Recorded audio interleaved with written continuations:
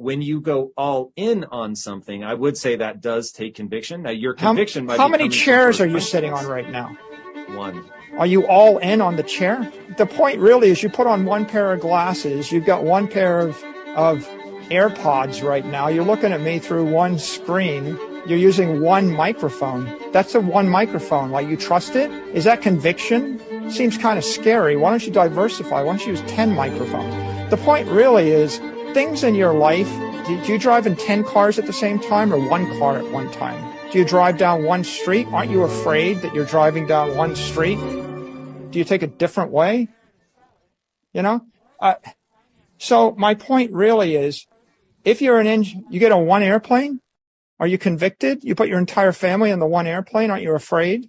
I said, well, Bitcoin is the best crypto asset. Okay, what's the second best? There is no second best. There's no second best crypto asset. There's a crypto asset. It's called Bitcoin, right? Right? There's no second best, okay? But take all your money, buy Bitcoin. Then take all your time, figure out how to borrow more money to buy more Bitcoin. Then take all your time and figure out what you can sell to buy Bitcoin. And if you absolutely love the thing that you don't want to sell it, go mortgage your house and buy Bitcoin with it. And if you've got a business that you love because your family works for the business that's in your family for 37 years and you can't bear to sell it, mortgage it, finance it, and convert the proceeds into the hardest money on earth. Just shut up and let me enjoy this pain. Welcome to the pain zone. It's where we live. When I'm hurt, I love it. I love that feeling because it's real. You need to love pain. Be the guy who embraces the ugly, the miserable. Be the guy who embraces hard work, the grind. Don't be afraid of being hurt. Don't be afraid of sacrificing some blood. Everything else, happiness could be fake, crying could be fake, but pain? Shit. That's real. However, mentally, physically, love it. You need to love it. If not, stay where you are. You may have noticed that crypto's crashing again, like it did in 2022 and 2018 and 2013. You get the picture. But there's something different about this crash that you need to know about. Crypto has always gone through boom-bust cycles, but now, thanks to loosening regulations, people can buy financial products that give them exposure to Bitcoin and other cryptocurrencies through the regulated stock markets. They're called ETFs, and over $100 billion worth of crypto was bought by ETFs in the past 2 years, as the size of the market seemed to only go up. But in October of last year, after Bitcoin briefly reached an all-time high price of $125,000, investors began to take some risk off the table and sell their shares of these ETFs. The result? The price of Bitcoin and other cryptocurrencies has nosedived. As of the time of recording this video, Bitcoin is down nearly 50% in just 4 months. So what happens now? Well, we'll see how much actual money is backing these cryptocurrencies. When people sell their shares of the crypto ETFs, the Wall Street firms that issue them, like BlackRock, turn to the crypto exchanges like Coinbase to actually sell the Bitcoin. But if there aren't enough buyers, then the price starts plunging. What's the floor? Well, zero. The only thing that I've seen from you that has not, really panned out is the old Bitcoin statement. I still don't believe in Bitcoin, but as Jamie Dimon said a couple years, not just to me, to the shareholders, if my customers want me to make a market in I'll make a market in If you think it's going to replace the dollar as the main currency, if you think it's going to be like the national bank, that's just not going to happen. But it's happening. No, well, no, it's not. So it has $2 trillion in value, whatever the value is. But if you think that the Ford Foundation, the Rocket Foundation, the Federal Bank Reserve, they're all buying it. They're 1%. Well, why would they want any if it's going to be valueless? Because it's an embarrassment clause. Just in case it goes to $1 trillion, they participated. It's just so they're not totally embarrassed. Council has discussed crypto regulations and legislations at length, and we have come to the conclusion that instead of regulating, we are going to ape a fat bag each into laptop and pump it to over $1.3 billion market cap. Let's fucking go, crackheads. You want to know what I found out the other day? What did you find out the other day? Did you know the entire Earth is $315 trillion in debt? Whoa. Yeah. What? Who do they owe money to? Bro, who are they getting money from? It blows my mind that first off, you have everything on the planet here to live for free. You literally have everything you need. And then you invent a system that creates a deterioration of your own resources. You created a store of value that's literally storing less and less value every day. Every day. And you're increasing your technology, and yet somehow you still owe money to someone, and it's $315 trillion. There's not enough paper to print that much cash. What are they doing? Dude, Earth is like the worst meme coin. It's the worst. It got rugged. Earth got rugged. Broski, the market is so red, I thought my MacBook was bleeding. This is the end, cuz. Yesterday I was a millionaire, today I'm a slumdog. This is not a dip, this is a black hole. Imbeciles. They have no idea. This is not a black hole, this is the beginning of a big bang. Why is Broski not panicking with us? Yeah, why is he so unfazed? Check your wallet, cuz. The crypto is down 85%. Allow him, Broski, he's still in denial. Is it down by 85%? Or is it 85% off? Oh shit. No, gang, not the hustler mindset. Not the hustler mindset. Bro said it's not a crash, it's a discount. Circumstances, but you can change your mentality. Remember, brothers, the market sends his toughest battles to his most financially literate soldiers. When the Nasdaq falls, will you give up? Or remember that no amount of setbacks defeat a qualified mind? You see a dip and start to sell, but I remember that sudden emotions lack logic.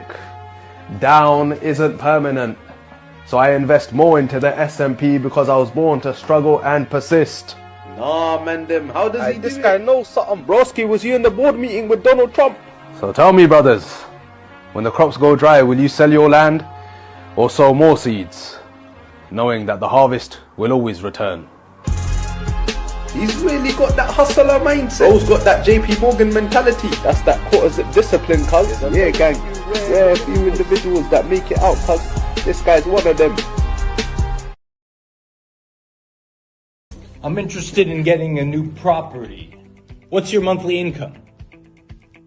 Zero. Okay. I got over $1 million in crypto. All right, we can work with that. Is it in Bitcoin, Ethereum? Yeah, I got ticker Bitcoin. Harry Potter, Obama, Sonic, Paninu. Harry Potter, banana, what? I mean large caps. I got 500K in Fartcoin. We can't accept Fartcoin as collateral, sir. Okay, I've got 500K in Zcash. We could work with that. Can I see the evidence? I'm sorry, it's private. It's in the shielded pool. Okay, can you just get the fuck out of here? Just get the fuck out of here. Just. But like most of the people who are buying assets at some point want to sell the assets at a profit. People that use fiat currency as a store of value, we call them poor. We call them poor. People that use fiat currency, we call them poor. We call them poor. We call them poor. We call them poor.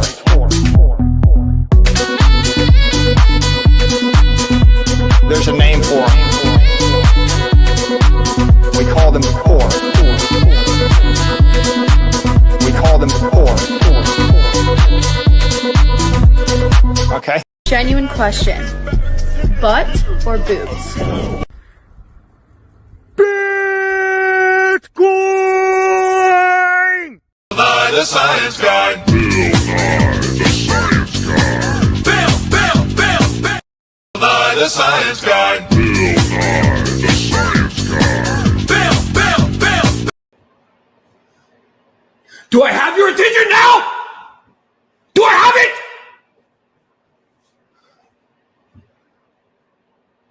Good. I thought so.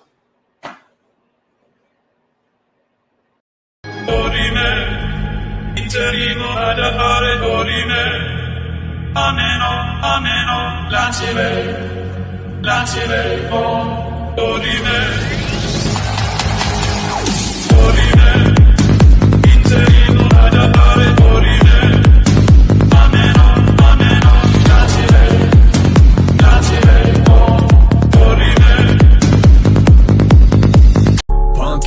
on me, funky, monkey, punky, pump it, price, jump it, hop in a new whip, paid for by Punky. I'm just too lit. Somebody say something. A monkey that look like a frog, price look just like a dog's, full of some chads and gods. Fudders is mad I bought. Word to your mothers, this monkey is doing a lot. Take out a hammer, I'm whacking a fudder, just cleaning the face. Jumping on Twitter, take over the space. Punky is pumping, increasing the pace. A monkey that look like a frog, paid for my flight to Prague. Touchdown, Punky Lamborghini rental in the garage. She's at my Punky, we had a menage. No, she not Nikki, cause I'm too picky. That's why my portfolio is long as a blog. All about Punky and why that shit rocks. Punky take over the block, watch. Punky, on me, funky, monkey, punky, pump it, price, jump it, hop in a new whip, paid for by Punky. I'm just too lit. Somebody say something. Punky, on me, funky, monkey. Hey boss, good morning. Good, how you doing? Listen man, I'm not going to be able to make it in today. No, I'm not calling in sick. I'm calling in rich. Yeah, you remember those Shiba Inu coins that you laughed at me for buying? Well, I bought 100 million of them. And wouldn't you know that damn thing hit a penny? And now it's worth $1 million. So yeah, I'm calling in rich. No, I'm serious. So I won't be in ever again. Hello? Hello? Motherfucker just hung up on me. Fucking hater. Hey, it's me, your boy from college who used to buy drugs off the internet. You remember junior year when I bought Xanax off the dark web? I paid for it with a little thing called Bitcoin. And the spare change from that is worth over $400,000. Look, I didn't know what Bitcoin was then, and I still don't now, but I'm gonna pretend that I do. I wasn't just doing illegal transactions on the internet. I was predicting the future, baby. This is just the beginning. I'm gonna be the greatest investor of my generation, period. Why stop at $400,000? It's time to expand the empire to other rock-solid investments like Sheep, Trump Coin, Hot Token, and Cum Rocket. Today I'm very excited to announce that I will be setting up a GoFundMe. 6 months ago, I got a little carried away and I dumped my entire life savings into a cryptocurrency called Pot Token, which unfortunately tanked to a value of 0.0045 cents. We're gathering funds so that we can get right back in the game, baby. Guys, there is a huge buying opportunity on Sheep. Didn't snitch on anyone. He ain't snitch on nobody, same as a gangster. My mom told you that if he was black, he'd be a real nigga, bro. Yeah, real shit, bro. So Sam has some street right now because he's not a snitch. Yeah, he's official, bro. Sam is more gangster than Tekashi 6ix9ine. He's more gangster than what? Tekashi 6ix9ine.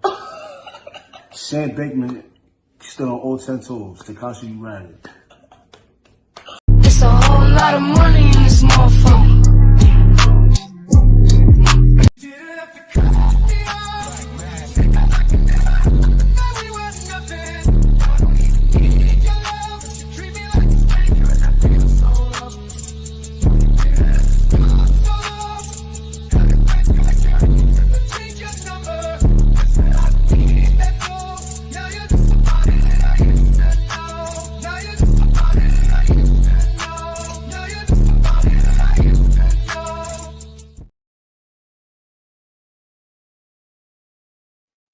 And we're live. Okay.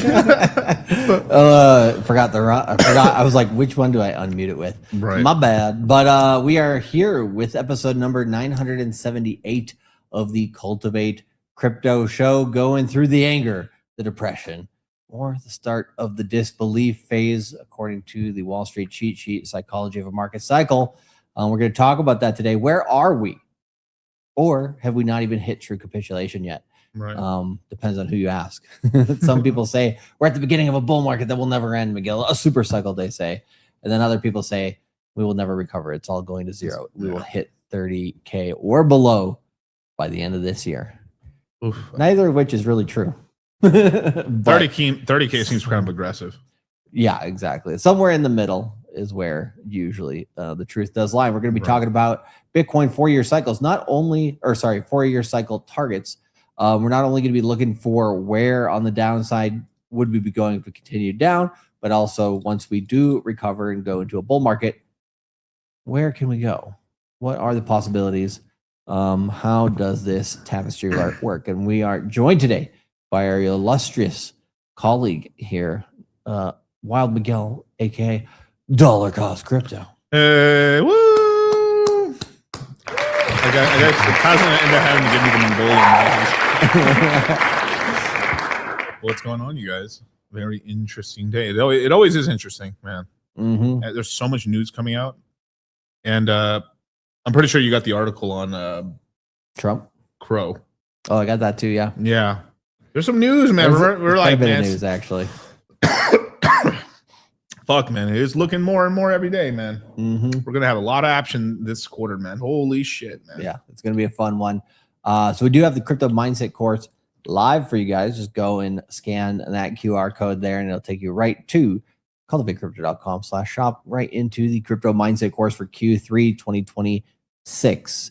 Which, like Miguel said, we'll have a lot of plays. There'll be a lot of action. We were just on Nuke's stream. I can't pronounce his whole name on his channel. I think. Yeah, I'm not even sure how to pronounce that. But I threw the link in the chat prior to the stream. If you guys want to go and watch that, that's one of the reasons. Or here it is. Where was it? Right here. Right. So this is one of the reasons why we were a little late here today, because Nuke's a pretty good guy. We were talking, he's like a guy basically that's within the red pill space as well, but open to talking about other subjects. So we're talking about finance and crypto today. So definitely had a very interesting stream, I would say, very focused on mindset, very focused on, kind of like what are some of the roadblocks that come up for people that they might not see out the gate, and stuff like that. So it was a good stream. So this is why you pay attention to our streams, you guys, because a few streams ago, I was talking about Robinhood versus Base versus Solana. I bought 4 or 5 coins on Robinhood. Tendies was one of them. I made a solid 20x on it. Ooh, baby. I've taken some profits, not everything. I've left a moon bag here, right, just in case. We might have heard of this before. Possibly, right? Cash Cat, I've sold some already. The other two, they really didn't pump that much, so I just decided to leave them. But I think Brody or Brodi might pump at some point, but it's like a 200,000 market cap, 300,000 market cap. But like it's right now, Cash Cap's collapsing, and somehow Tendies 20x's. Yeah, I mean they got to rotate to something, right? Yeah, I didn't catch the 30x because it went to 30 million market cap. Didn't catch that. But hey man, dub's a dub, man. Absolutely. And this is why I also didn't just bet it all on one fucking meme coin. Hey, look at that. Beautiful. Well, Miguel could have been 100K. Could have been, yeah, could have been, man. I saw this girl make this post today where if you had just bought an Ansem when it was at 1 million market cap and then sold it when it hit 430 million in market cap, and then the next day bought into Cash Cat when it went from 10 million to 200 million, and then from there sold it into Tendies, you'd be fucking up right now. You'd be literally a billionaire. Yeah. In tokens. I know someone did that, but they didn't they did that on $100. You know what I mean? But hey, dub's a dub, man. Hey. Yep. You multiply $100 enough times, it turns into some money, man. That's true. So I mean, we're just starting quarter 3 here. We've been letting guys in the crypto mindset Q3 chat know plays for the short, long term and everything. And we're starting to discuss that because I mean, Bitcoin here, what price is it? It's at just under 64K. And so, what do you call it? If it starts rolling over here and starts bouncing to the downside, we're going to get some discounts, right? Ethereum's actually pumped up quite a bit, but it has returned down to similar levels it was at before when Bitcoin was at its current prices. So we have hit 65K. I said we would hit 65, 66K. If we didn't pass 67 and we roll over, we could go down for a dump. Now, it's not going to be a flash crash or anything like this. I think we get plenty of volatility here because tomorrow, the 17th, 10 a.m. Eastern Standard Time, 7 p.m. Pacific, we have the most exciting live stream on C-SPAN known to man this year, which is the Clarity Act. And me and Miguel thought of something crazy. 7 a.m. Vegas time. But I shudder. But we are dedicated to the Moon Gang. And we said, we got to live stream this bitch. So 7 a.m. stream coming to you live tomorrow. Be there or be wrecked. Yep. Yeah. So it's going to be a good time for all you early birds out there who are like, it was great when Charlie had streams at 6 a.m. Pacific Standard Time, 9 a.m. Eastern, back in the day when he was living in Japan, and that was his 9 p.m. and 10 p.m. He didn't have to get up early for shit, right? Like we miss those days. Yeah, I miss what do you call it? The Tokyo streams basically. Yeah, the time in the evening is nice, right? But you have to be fully dedicated if you're going to dedicate every evening. Well, not every evening, but like 4 or 5 days of the week, right? Basically. So, which we were at we still are, but we put it in the afternoon here. So it's a more reasonable time for us. But yeah, I don't think getting a 7 a.m. stream from us is very often, right? It just is what it is. So we'll be there. And Eddie ETH says, we'll be there. Let's get it, man. So Chepe says, nah, man, come on, man. You got to get that. I'll believe it when I see it. I believe it when I see it, bro. Who said that? Chepe? I can sort of understand a little bit, but you guys, we wake up at that time for the webinars, right? Yeah. So we can do it. We're getting in fighting shape for the webinars, Yeah, that's fighting shape and shit. We're actually going to have a lot of interesting streams. We said we're going to do a drinking stream at some point. Woo. I know. I'm gonna blame. I gotta blame Charlie a little bit here on this. I had a drink in 2 months, and now I'm fucking off the wagon. And I've been drinking all day today. And I don't know what to do with myself. No, I just had like a drink. I know lie though. Those 2 drinks I had, I felt like shit afterwards, man. Really? Yeah, but I think I'm under the weather right now. That's probably why. Yeah. I was like, sick. Get away, you evil demon! Don't get me sick. I'm sick with it, but I digress. That's right. But you want to hear? This is how crazy this market is. We hear guys making tons of money on meme coins and all these plays, and then the other side, we have this guy called Gemmy AI. I only have $50 left in my bank account. Should I use it to eat this week or buy a quarter of a towel? Where the fuck was this? No, it's right here on Twitter. Oh, okay. I thought it was in the chat. I was like, who the hell said that? I was like, whoa. The towel, duh. Well, fuck yeah! You haven't heard Jason, bro? He said it's gonna at least 2x, bro. I mean, I'm gonna have $150 of food. There was somebody in the chat being like, if you had to choose just one coin to 100x in the next 10 days, so I could buy the cores, which one would it be? Wait, does that mean that person's only putting in like $10 to pay for the course or something? My brother in Christ, you can do 30. Oh man. Yeah. Nice. Oh, nice. Perth gang, we back. Yeah. I'll be there. Says After Work Gaming. Nice. Yeah. No. I was living in Perth back in the day, very back in the day now, 20 years ago.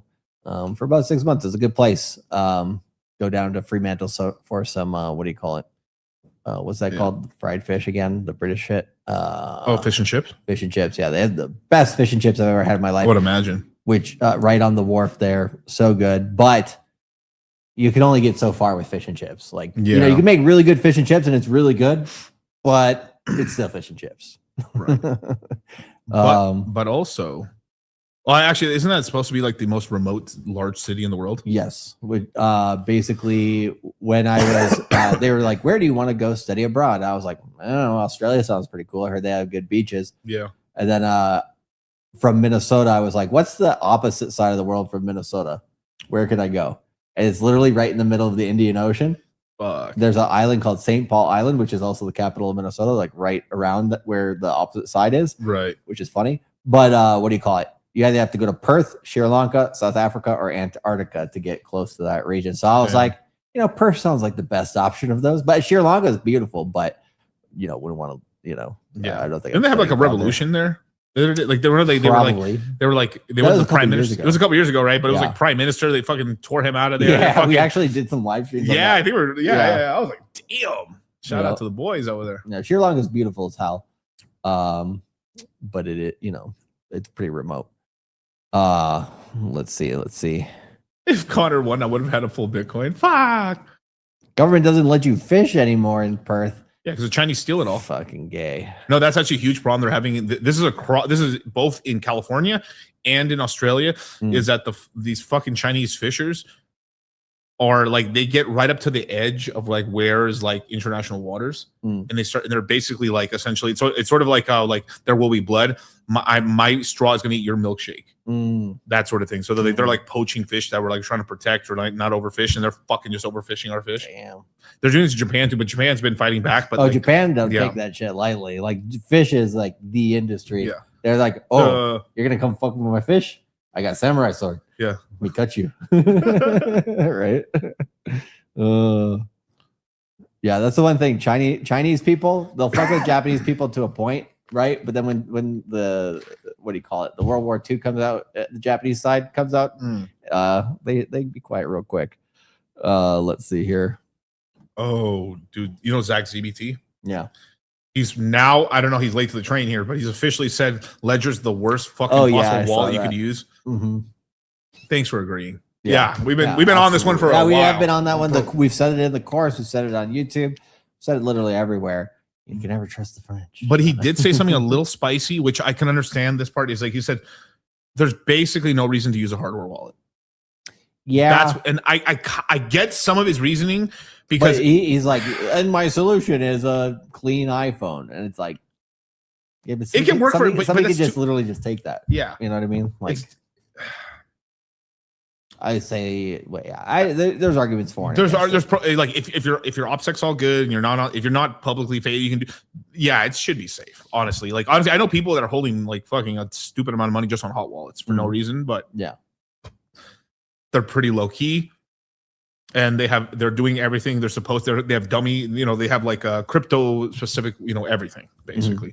So the main problem is like what happened with Ledger. Fucking millions of I could do a whole stream on Ledger, just the whole stream on Ledger. Oh my god, I could just keep going, event horizon on like Ledger problems. But one of them was, on some of their older wallets, they just stopped updating them, and then people were having trouble. Like people would have to start paying. They had to pay like certain developers or a hacker to basically hack the interface. They have the codes and everything just so they can like so they can actually send coins from the wallet off because they're no longer updating it. It would be like if Trezor stopped updating the Model T. Yeah, the firmware. Yeah, that's not good. And that's one of the reasons he was saying, which I can understand that. So like. This is why we have multiple wallets, but also like why like this might be a new rule of like if you get like I have just bought a Trezor Model 5, right? Because I had Model Ts for a long time, right? I might move some over there. Just it's just I mean it's always good to have it up in an updated place. Yeah, not to have everything just on like, as you become like as you're like you have years in crypto, you can totally just have one Trezor. And then a hot wallet, and that's it. That's totally okay. But over time, like you eventually have a couple of cold storage devices. Yeah. Right. What do you call it? Like it's like a what's that called? The Easter egg hunt. Yeah, throw them everywhere. No, I remember talking to a guy that he had one hardware wallet per BTC. I thought it was a little overkill, but I mean it is 64,000, and it's only like $120. Like, kind of makes. I mean, you got like I got a BTC here, got a BTC there, got a ATC behind my ear. Look, Charlie. 25 years, no, but 15 years ago, it was $7,000 for 10,000 Bitcoin. 15 years from now, it'll be over $1 million. So, like, that's what I'm saying is like those 10,000 BTC, you could sell them for over $1 billion, $1.2 billion, $1.26 billion. And he paid $7,000 for it. I swear I had one in the freezer, but I forgot about that one. And fuck, damn it!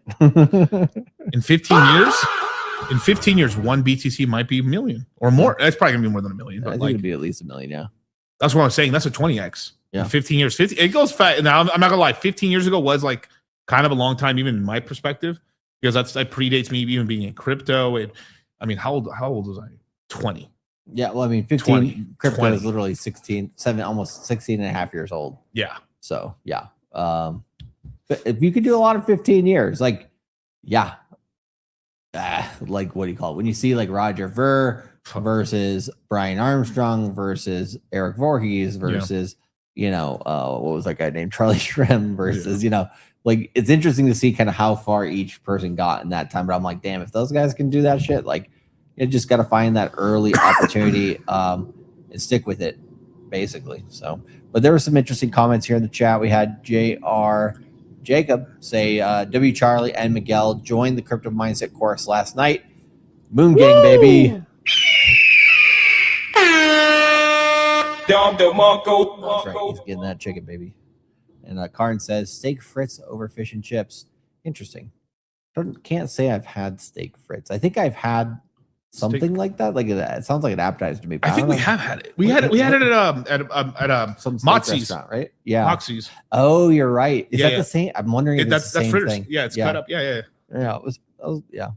Moxie's is dope, bro. Fuck, man. Man, if you ever want to give your bitch like an anxiety complex, like give her a fucking complex, bro, go in there, bro. There's baddies in there, bro. Jesus. What? We got Crower. No, I'm joking. With the 199, he says, does Tracer track current price of ETH if transferred? Yeah. Well, I mean, basically 1 ETH is 1 ETH. It doesn't have to track price, right? Right. But it does show the prices. But even if that RPC, in that terms, I thought you meant like sometimes when I hear people say these questions, I think they mean like, because I have been asked the question before. It's like, when it's in there, does it still have its dollar value? like yes. Yeah. Like, but like I've heard the people. Oh my god, my mind went to the gutter, bro. Fuck, bro. Like, when it's in there, does it have a dollar price? Well, if you don't pull out. Hey.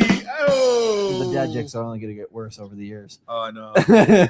Matt pull-out game so weak I can't back out of a driveway, baby. Hey.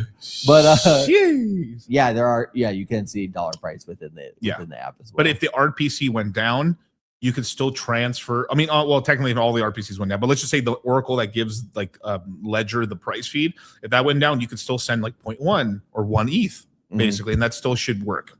Yeah.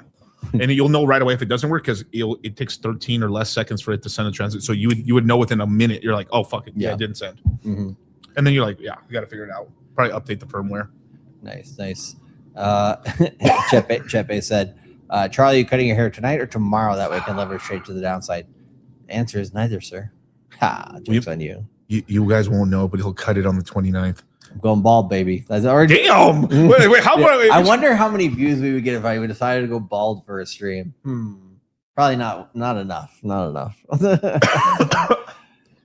Imagine we nuked the 30, bro. Can you imagine? Like that's what all it took. You going bald for the fucking market to nuke the 30 grand. I'm like, no. Yes. At this point, it's like indisputable. Like there's like some karmic injustice going on. Where's the Thanos gauntlet when you need it? Oh, I can get it. It's over there. Oh, bro, but no, when I'm bald, it's only happened once in my life. This also happened in Perth, Australia. Oh, you shaved all your hair off before? On accident. Fuck that barber, man. Oh, okay. Chick. She was an Irish chick in Australia, and I was trying to figure out the conversion from inches to centimeters. Couldn't figure it out for the life of me. And she was like, puts on a razor blade onto the thing, goes about like this. I was like, sure. I guess now. Yeah, son of a bitch. I usually, when I go to the barber, I just show him a picture of like the kingpin. I was like, give me that one, please. But yeah, no. So I ended up going bald, dude. I look like I'm straight out of the military when I like. I don't know, it's like military bro style when I'm bald. That's what it looks like. You guys actually don't know this. Actually, Charlie, I think I've told Charlie this. Most of my life, I had a very people thought I was in the military forever. They're like, "Oh, you ex-military?" It's because I would basically have a military. I didn't know. I would always cut my hair really short. And when I was in Australia, it was during the early parts of the Iraq War. Yeah. And people were like coming up to me at parties and being like, they're like, I'm so against it. Or yeah, there were a couple people that were like, what do you call it? Yeah, I'm going over there, bro. But like literally the haircut, man. I was like, I'm not in the military, guys. Fuck. Can you pull up Damien's comment right there? I can't really read it. Let's see, model. Oh, at the bottom. Yeah, I think it's on Rumble. Oh, okay. My Treasure Model T says it needs an update. It says I have an old version. Shut up. Yeah, I mean, if it's from it's the official app that you download onto the computer. Yes, that's fine. It's fine to update it. Yeah, but it usually shows up like also on the screen the itself. scroll, Yeah. Model T, the Model 5. There you go. It looked like Mr. Clean. That's probably about right. Yeah. Yeah. There was some guy when we were in Miami last time. Yeah. He was like, I was wearing my pink shirt or whatever. Okay. He was trying to make some joke about it at the table. I'm like, bro, I was just like Mr. Clean. And like he shut up like right away. So he didn't have hair. Yeah, he literally looked like shiny bald head. God, you know, it's so crazy. You can just sun motherfuckers so bad. Like, God damn. It's like you sir. Like I don't know if you guys ever seen like Courage the Cowardly Dog, but it was like Eustace versus Courage the Cowardly Dog, and he just kept saying, "You sir are bald." Oh and he just kept yeah, getting angry and angrier. Yeah, I think I've seen that. Crisscross, making sure it's on all the most secure places. Says I just hold Bitcoin on my cheating wife's phone. Well, no one will ever get on it. Oh yeah. Oh. Hey. Bada bing, bada boom, baby. Tweedledee right. and Tweedledum. Yeah, I think we got. Let's see here. Okay, we got most of you guys in the chat here today, so good stuff. Yeah, let's get to it. Let's talk about adoption, baby, because this is one of the reasons why we're at where we're at in the bear market. Because people can't handle it. You know what I'm saying? How am I doing this again? I think we're going. Oh yeah, I haven't shared my screen yet, so let's do that. Let's see here. Share, hide, boom into infinity and beyond. Oh, wrong one. There we go. And then all we have to do is all right, we got it. So where we're going first? Let's go to this headline here. So we're talking today about anger, depression, and the start of disbelief, right? How can you avoid these things, or how can you work with these emotions? Is this, oh, I didn't put that up. So here, I thought I had it going. Kyle will return soon. Yeah, this would be nice. Yeah, Kyle's actually down really bad with the fever right now. Mm-hmm. Like, oh yeah, I have to add it to stage, and then I can. Yes. Go like this. We're back. Okay, Yeah. Now we're good. Tell him Gordon Gecko's back. Greed is good.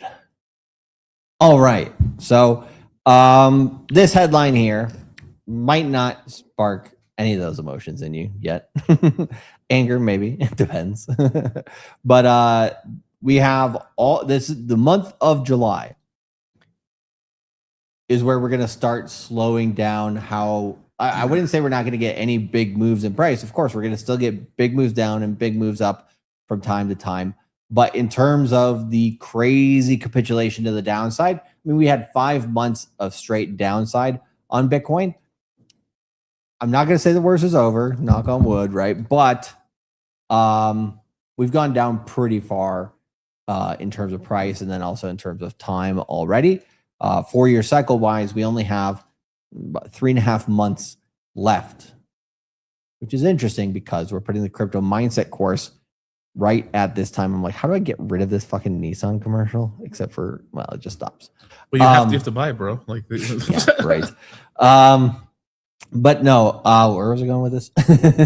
But basically, we're at the part where the bear market sucks less now, right? It sucked quite a bit. Those 5 months we were going down straight. It sucks quite a bit less now. Why? Because we got more bounce, basically. We got price stability to some extent. And the main reason for this, in my opinion, is this bit of news here, which is JP Morgan, BlackRock, and Goldman Sachs are going to tokenize stocks basically via the DTCC. So the DTCC is doing a trial run with Wall Street firms to convert assets into digital tokens. And there are 50 banks or 50 organizations which are doing it here in July for the first test run on the DTCC's infrastructure, which basically is what runs the NASDAQ, which runs the CME and the New York Stock Exchange. So you're going to see all of Wall Street, the best of Wall Street really start becoming having crypto rails underneath what they're doing. So this is the first step for Wall Street to become a 24/7, 365 market that never stops, can't stop, won't stop. And you're going to be able to trade Tesla stock on Christmas. You know, you're going to be able to do a lot of different things in crypto. This is like, we've been doing this already in crypto for a while. It's kind of cool that stocks are now coming to the game. A little late, but hey, you know, they were going to make it sometime. Slower than molasses. Right. But in October, this then goes from those 50 firms, the top firms in Wall Street, to all of them. So everybody who uses the DTCC infrastructure will basically have access to whatever they decide to have running across those rails. Those rails are Ethereum, Canton Network, which is CC, Ripple, actually. This is the day that from 2017, all Bitcoin maxis fucking were loathing, but they knew was going to come one day.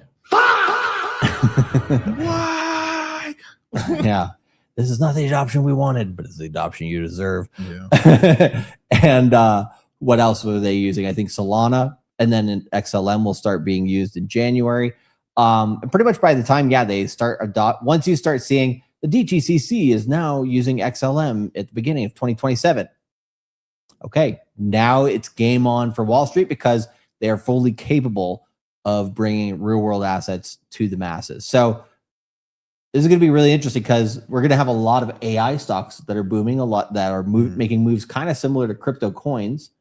And then you're going to be able to, you're going to see people be like, you know what? It'd be kind of cool to have this volatility on weekends, right? And then they're going to be like, oh shit, you're saying I can take the actual, let's say, what do you call it? Contract that I have here that shows that I proves I own these stocks.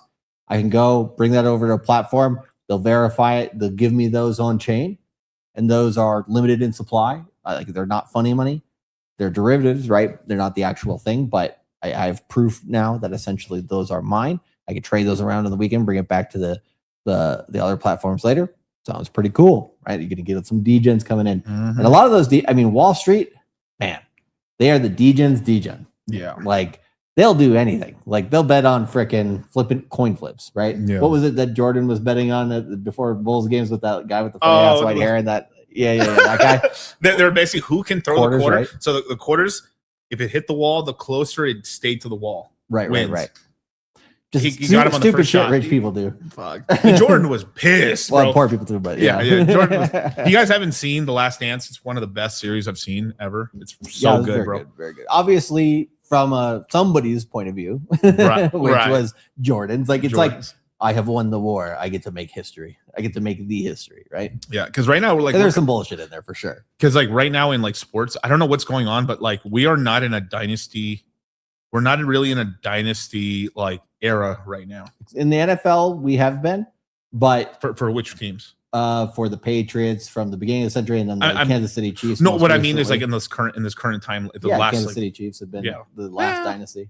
and what makes it where you have to win 3 in a row? Not in a row, Basically, but if like you win 3 or 4, you're in 10 years. Yeah, within a decade. Within a decade, okay. Pretty much, because if the more you win in in a row, the more people will recognize it too. Right. Yeah. But you have a lot more like other teams winning, which is good. I kind of like there's because it's I would say crazy for when basketball. Yeah, It's every year is a different one. yeah. for Actually, champions. bodybuilding too. Okay. That's usually like if you look at professional bodybuilding and open bodybuilding, it's always been dynasties.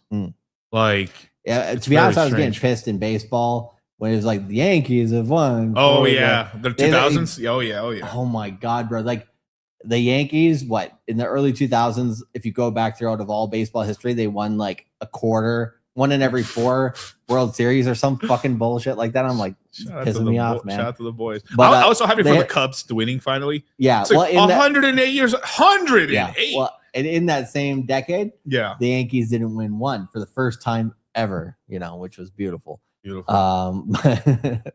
And now I don't think they have now it's the Dodgers. With Ohtani, basically are the best team in baseball, and they're going to continue to be. I think they could have a dynasty in baseball here if they win a few more. We're in an interesting point because like look, I like vaguely look at them, but I don't. I'm not really like a crazy fan of sports for the most part. But I see the Ohtani love, and now it's turning into they're starting to find ways to like shit on him now. Well, of course, Yeah. he's literally the best baseball player that's ever lived.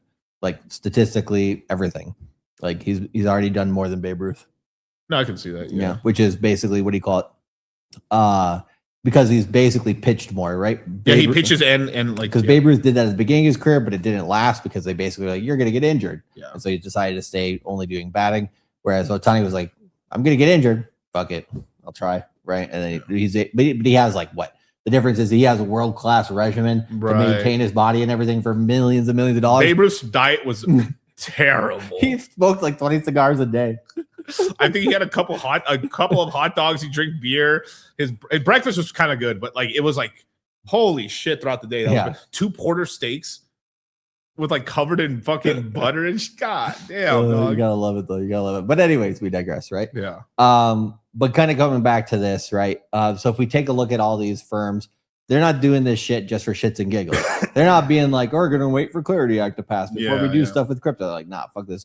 We're going right now. And this is what's going to be the basis for this bull market. So even if we go down more in price and we hit $45,000 Bitcoin in October, which is perfectly possible here, if that does happen, we're still getting this in October. We're getting this from all firms. By next year, we're off and running. So with that, they're timing this pretty well with the 4-year cycle.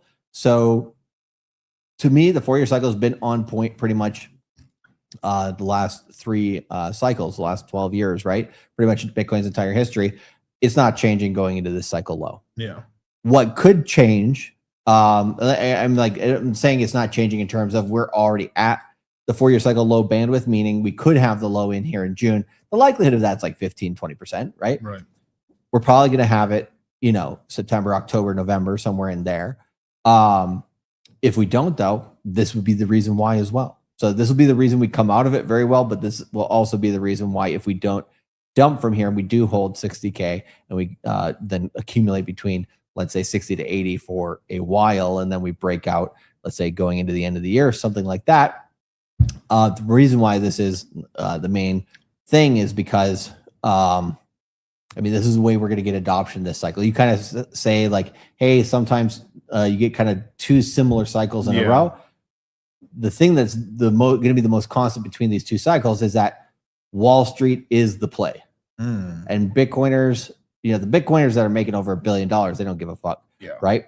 But a lot of the Bitcoiners don't want to mention this, don't want to talk about it. But it's like last cycle, if your industry and crypto didn't have anything to do with Wall Street, GameFi being a perfect example, you got zero money. And somebody in the chat earlier asked, like, when the hell are the retail traders going to get money basically to come play the game?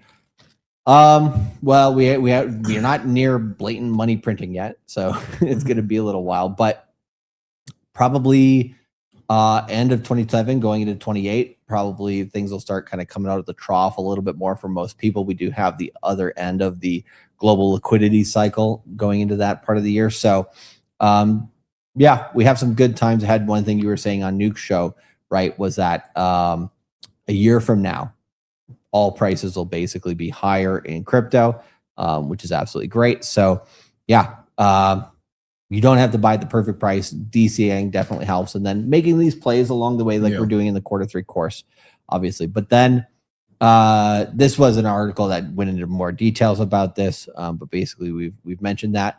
So this kind of leads me to the Wall Street cheat sheet, which let's full screen this. The Wall Street cheat sheet here is talking about the psychology of a market.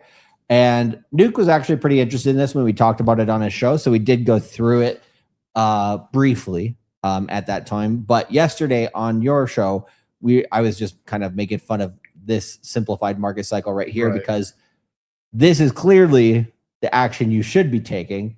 But emotionally, this is the action most people have a hard time taking. So like logically, I know trillions and trillions of dollars is going to be flowing into this market the next 4 years from Wall Street, and the EU is going to have a central bank digital currency between 2029 and 2033. But I don't know, Miguel. I think it could go lower, so I'm going to wait. I'm going to buy all when it's 30K. Exactly at the bottom. Exactly at the bottom, Miguel. I'm going to hit this right. And that's what a lot of people made mistakes on last cycle. What was the chant at the time? 12K, 10K before we hit 15. People were like, we hit 15. They're like, no, lower. I think I heard some people calling for 1. Like it was crazy. Absolutely insanity. Yeah, like I was like, this is low enough, and I was like, I went in. Charlie's did too. Yeah. And everyone's happier for it. Beautiful. Yeah. And, we went in higher too, right? We went in at 20, 25, 30, 35, it's good, right? You want to have, basically here, where are we now? Like if you were like, okay, Miguel, up here on this thing, on this simplified market cycle, let's figure out where we are here first. Then let's figure out where we are in terms of the emotional portion of this. And then what actions should we be taking because of this, essentially, right? This is just like, I know most people are like, I should be buying, but I won't, right? And so some people who already are knowing this are dollar cost averaging. This is like a little bit preaching to the choir, but sometimes it is kind of good to have just a, navigation check. Okay, where are we? What are we expecting? Where could we get something that's a little different from what we expect? Where could we get some things that are left field? And how do I prepare for that? And then what is my main action right now? And how long do I do that for? Right? Like simple things. But if you look at here, right, there's the peak point of maximum financial risk, probably a good place to sell, not buy, right? Most people are buying there. And then we have the contraction, which we've experienced. We saw the first 5 months of this market go right down like crazy. There's a lot of anxiety, a lot of denial, a lot of panic, right? During that time, the capitulation in February, let's look at this on a monthly scale just to, relive the pain. Because they say, what do you call it? You got to love pain, or whatever that French guy says on there, right? Right now we're right on that 200-week moving average, holding it. But what I'm talking about, the capitulation, are these moments here. Woo, right, way to the downside. Right. And if we go on the monthly chart here for what we've experienced, we've had 1, 2, 3, 4, 5 months of red going into February. That's capitulation. Right? If you know nothing but down pretty much on a monthly basis, people get emotionally drained, right? And did we have another capitulation moment here at the end of June? Yes. I don't think it was quite as extreme because you did have those 2 months of gain after that or before that, right? So that kind of lessened the blow because if you took profits on that, you're making good money. Boom, you go lower, you get more tokens. Boom, cultivating crypto, dollar cost cryptoing, you're good. But for a lot of people, they miss the opportunity. Right now, if you look at just support resistance of where we're at too, like just put a simple, look at the dotted line that's going across those candles. I mean, my dog could chart this shit. Look at this. The tops here in 2021, the tops here in both in April of 21, November of 21, the bottoms here when Germany sold at 59K in August of 24, and then February, and then just the earlier at the end of last month, right? All the same area holding support. So we are having a really hard time pushing below that area. We had a really hard time pushing below that area consistently in the summer of 2024, and that was in a bull market, of course, and in a bear market here. If this area holds up, that's going to be a very, very strong floor. So I'm not saying we can't go back down. We obviously can. And if we do, where's the next area of clear support? I would say 45K. If you go to the tops of these candles right here, you're not too far below the bottom of this candle here, at the top of this candle here. It's probably another area where you have very, very strong support. And if you're like, I'm not really sure, you can just go here and turn on your VPVR. Boom. Zoom out a little bit.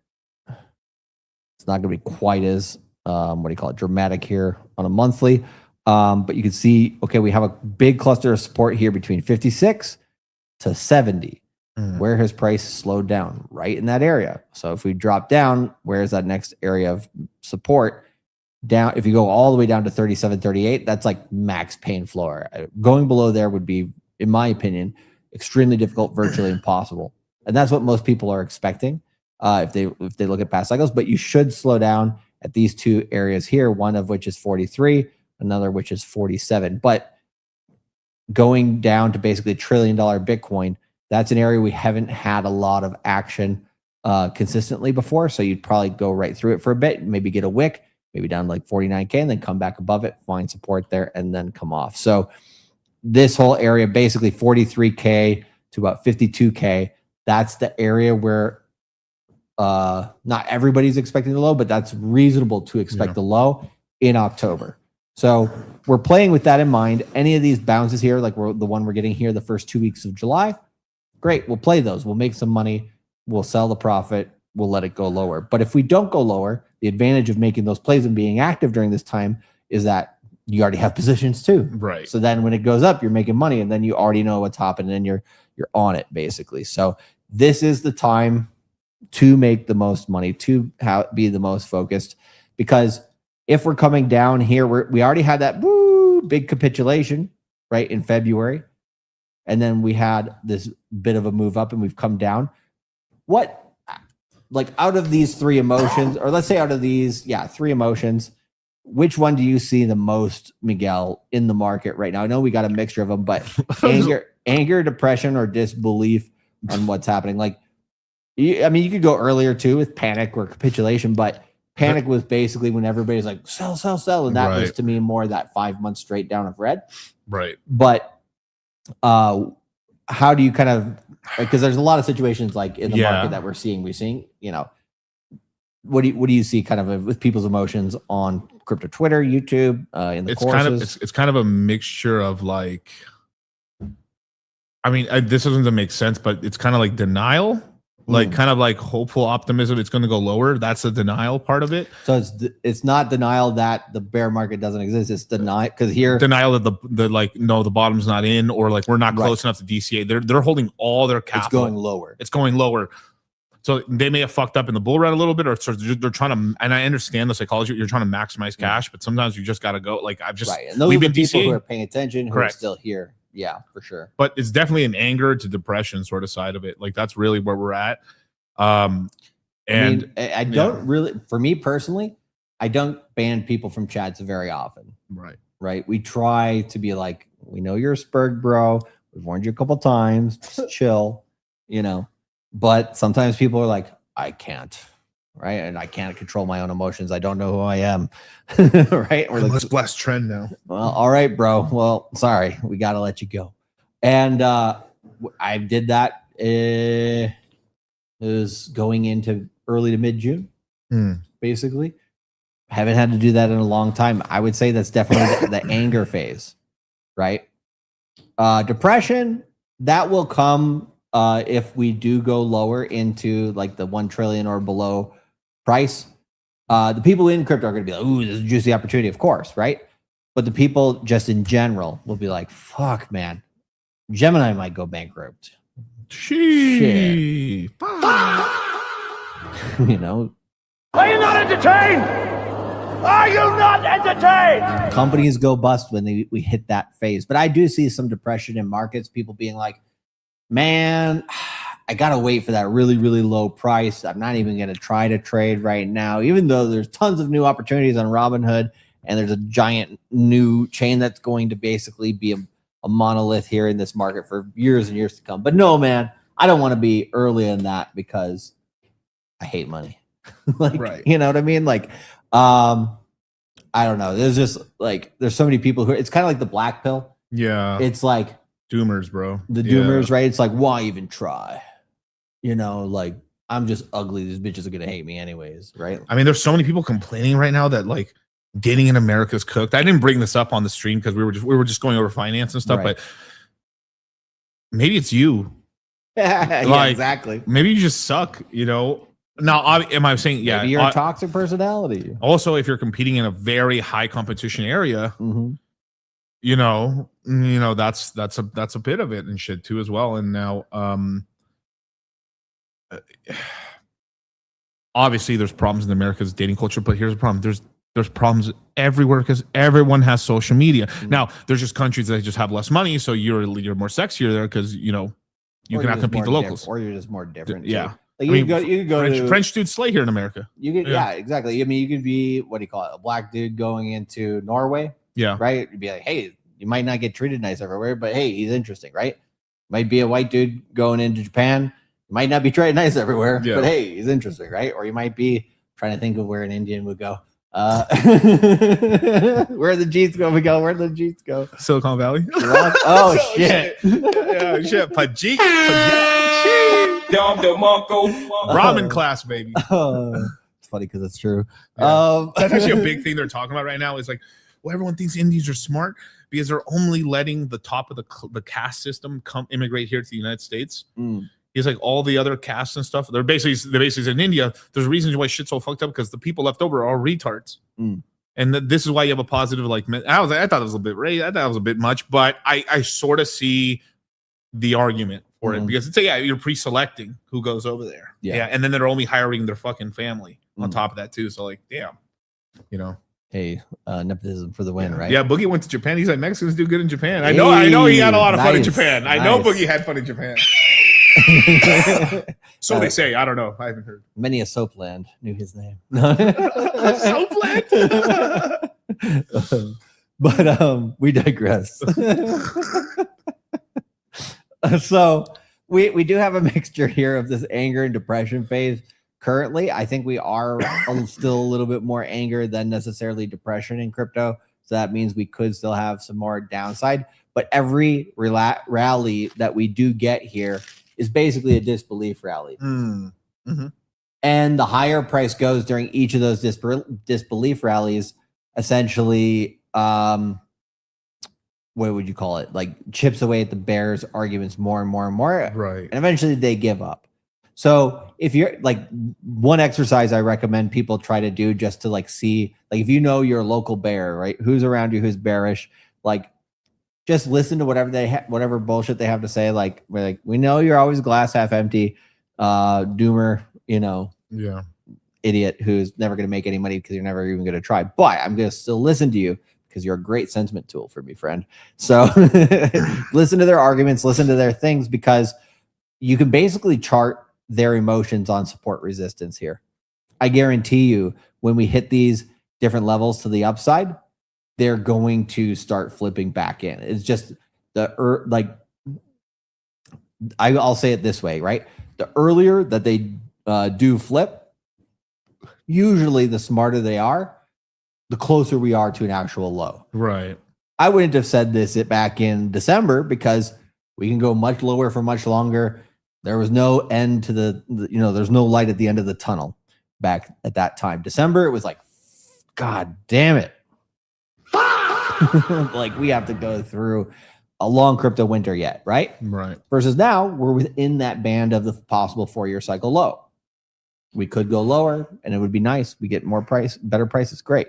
Good for everybody. But if you watch when we go down, they're going to be like, I told you so, I told you so. And like, right before we get to the one that they said, like, we're going to hit 42K Bitcoin, we're at like 47. You'll be like, we're going to 42, bro. We're going to 42. We go to 50, 55, 60.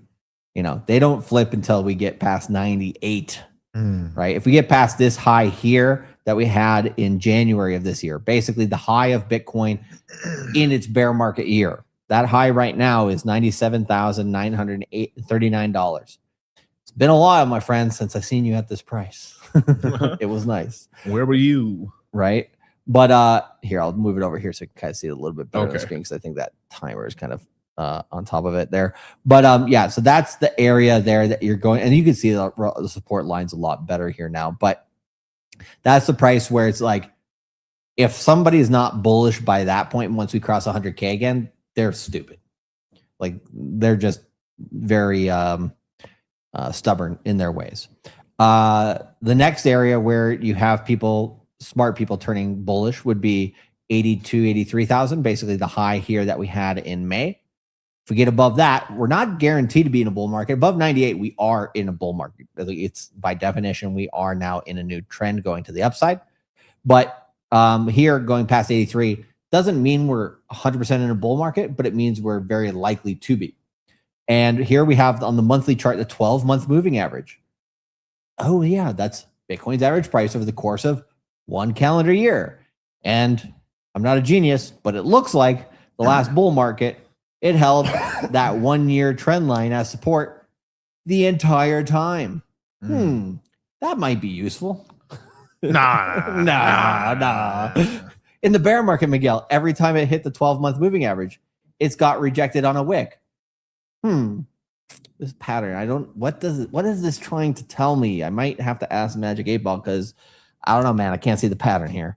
But so basically, if we get above that 12-month moving average and we go above that previous high of 83K, that means we're probably likely holding that 12-month moving average as support for a couple months by that point.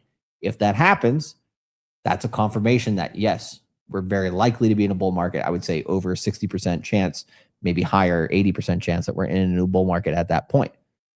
Might be a little while before we get back above that area, right? We're not even close to it. Right now, that 12-month moving average is 76,762, right? So it's resistance until proven otherwise. But we're not even close to that area now. We're breaking back below $64,000 right now. If we go below 62, 61, boom, that's what's going to open up the downside at the end of this month, going to the beginning of August for that 60-day cycle low that we've been looking for. Good, right? If it doesn't happen, great. We have more plays to do earlier in the crypto mindset course. Either way, we win because we positioned ourselves correctly. So we want to position you guys correctly as well. So that's why we're doing the crypto mindset course at this time, because also we have from July through November, that's 4 months for a possible low. That's the most likely period of time that we're going to have it. And we have the crypto mindset course here. We got live on YouTube with you guys here in July to help you through this. We're live every single day on either Dollar Cost Crypto on YouTube or Cultivate Crypto on Rumble, or both, right? Or Dollar Cost Crypto on Rumble as well. We're live on each of these channels at least once a day, every single day until July 28th, so that we can support you guys during this critical time for free, right? And then we do expect more opportunities going in August. And there's be some opportunities here in July that we're like, hey, we're going to save those off of YouTube for the guys in the course. But then there's, going to be, I think, more volatility, more opportunities in August as well. School starts back up again. Wall Street starts coming back from their vacations, right? The market starts getting volatile because people want to come back and bet at that time because they're kind of back into the 9 to 5 type of mindset. And we're going to support you guys all the way through the end of this quarter. So we're on the monthly chart here. So this is July, right? 3 months here, July, August, September. That's Q3. And we're going to support you guys going into October, at the beginning of Q4 with the Q3 crypto mindset course, right? So pretty much the 90% of what's left in this bear market, we're going to cover and support during the crypto mindset course. And if you're in the crash out course bundle along with it, right, then you get the most detailed level of support and handholding all the way through the bear market cycle low. Sounds kind of nice, Miguel. Somebody said, don't get it. So, but I kind of want to get it. Where can I get it? Well, I don't know if you know that we're running something right now until the 28th of this month called the Crypto Mindset Q3. Ooh, yeah. Might be up in this little corner right there on the charts. Right there. Yeah, it's really cool. We got QR codes now, bro. I'm telling you, AI is incredible. We're moving. We're getting somewhere. We're shaking and moving, but we are going to be gone for the entire month of August. No YouTube videos. No more me and Charlie. No more knowing if haircuts happen. No information. Fuck, man. And this is, you know what happens to those types of people? They don't even get to the luxury of disbelief. They just stay in depression. Right. Fuck. And they're gonna get FOMO. They're gonna keep buying the local top. And then they get angry. Yeah, they stay angry. Yeah, they get. You don't want to become a black pilled crypto guy. Like that's just it's a bad look. Yeah, because you'll end up doing something very stupid to get back. A lot of dumb decisions right now, man. Yeah. What's the last? July 28th is the last official day to get in. The only way around that, I'm gonna tell you guys a cheat code. Charlie gives me these crazy looks. Like, bro, don't say that. But if you buy the 3-year Citadel or the 5-year Citadel package, you have 1 golden ticket with a 3-year. You have 2 golden tickets with the 5-year Citadel plan. Basically, even if it's, let's just say it's August 12th and you wanted to get in, we'll let you in. This is the golden ticket.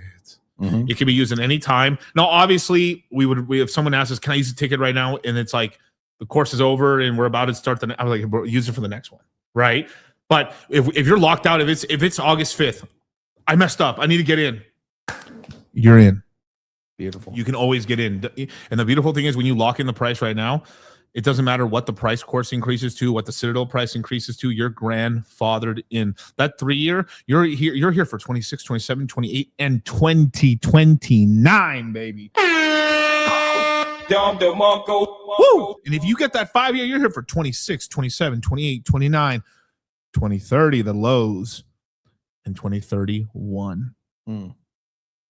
This is like the full cycle participant.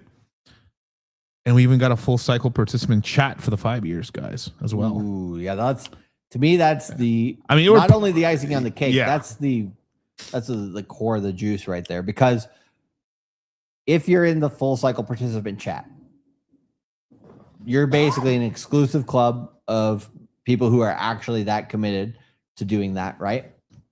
You're gonna get the sauciest of the sauce. Like this thing, this is what I would absolutely go for if I was a customer of our services. I would jump into the 5 year Citadel because it's going to pay for itself, right? Yeah. Over the course of a cycle, I'm going to pay this much anyways over courses over time. So if I come down here and I'm like, okay, I save $480 of monthly payments, cool. I get $3,400 of value, of course, cool. If I were to only take $600 for those 5 years, I'd only get $3,000 of discounts. You get extra $400 there. $400 in savings there. So you get already $800 of savings just from that. And you get this fucking sauces to sauce chats. And so I think there's no financial guarantees or anything, but if you're paying attention that much, you should be able to pay this off, with your gains within a year.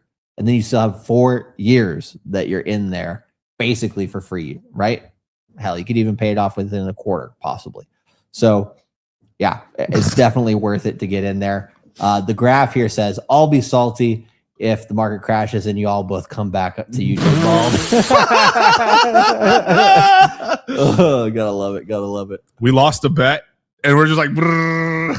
Yep. I will say one thing about annoying. It's one of the few annoying things about having hair. Mm-hmm. I microneedled the other day. Mm-hmm. Fuck, I struggled. My hair is so thick that like I was having trouble essentially like evenly like microneedling the whole head, the whole scalp. I literally struggled with it and shit. I mean, it was the like market, success, but fuck, man. And I'm not gonna lie, I was like struggling. I was like, dude, I think I missed. I felt like there was like 25% of that area that wasn't hit at all, just because I couldn't tell. Hey, that's not a bad thing. So all this and more. But yeah, you can also do the pay now, pay later with the PayPal credit. If you apply for that, you maybe get accepted. So it pays to be in the Citadel, it pays to be in the crypto mindset, of course, it pays to be in the crash out. And as we're crashing out here, this See Bro says, we need a drunk webinar. I'm down to join in on it. Shots for the bottom. That sounds fun to be honest. That does sound fun. We could do something like that. But I fucking told you guys. I told you. You guys are all my day ones. We believed. I saw the light. Yeah. That's right. And Renaissance says Trump is live now, may shake markets. Let's see. Oh, okay. Because he said he had some sort of announcement, but isn't that announcement? What was it for? People were speculating on this for the last 2 days. Wasn't it something to do with like Iran or something like that? I don't think it has anything to do with the Clarity Act. But I'm not sure. I've seen let's see what they have. I'll pull it up and let's see. Let's see. Trump live Clarity. We say Clarity Act so much that I now think it's a fucking nasal drug. Okay, so it's the National Election Security, or what do you call it? Address to the Nation on Election Security and Iran War Update. Yeah. So yeah, that will shift markets, but yeah, he's not talking about Clarity Act at this point. But again, just a reminder, we will be live streaming the Clarity Act thing in the Senate tomorrow morning at 7 a.m. Pacific, 10 a.m. Eastern Standard Time, on Dollar Cost Crypto on YouTube and Cultivate Crypto on Rumble. Boom. Both at the same time. Good time. So we'll be doing that for you guys tomorrow morning. But yeah, let's see if this ends up moving the market at all. But there was also some crazy. I don't like. They said supposedly that the this lost, but it was a close vote. A bunch of people voted to fuse the Israeli military with the United States military. They lost by like 4 votes. What? Like, why? Yeah. Why is this even happening? Like, who the fuck is voting for that? That's insane, bro. That's beyond, bro. Like, what are we doing? Like, okay, I don't look at. Sure, there's a lot of conspiracy. That one was fucking insane. That's like Okay, like people like 9/11 didn't happen. Dog, they hit the second tower. Like, what the hell is going on, bro? That I could not believe. I couldn't believe how many Republicans were voting for it too. Yeah. Because they're controlled by the illustrious, lack of funds that they have at their job. That's I love it swept under.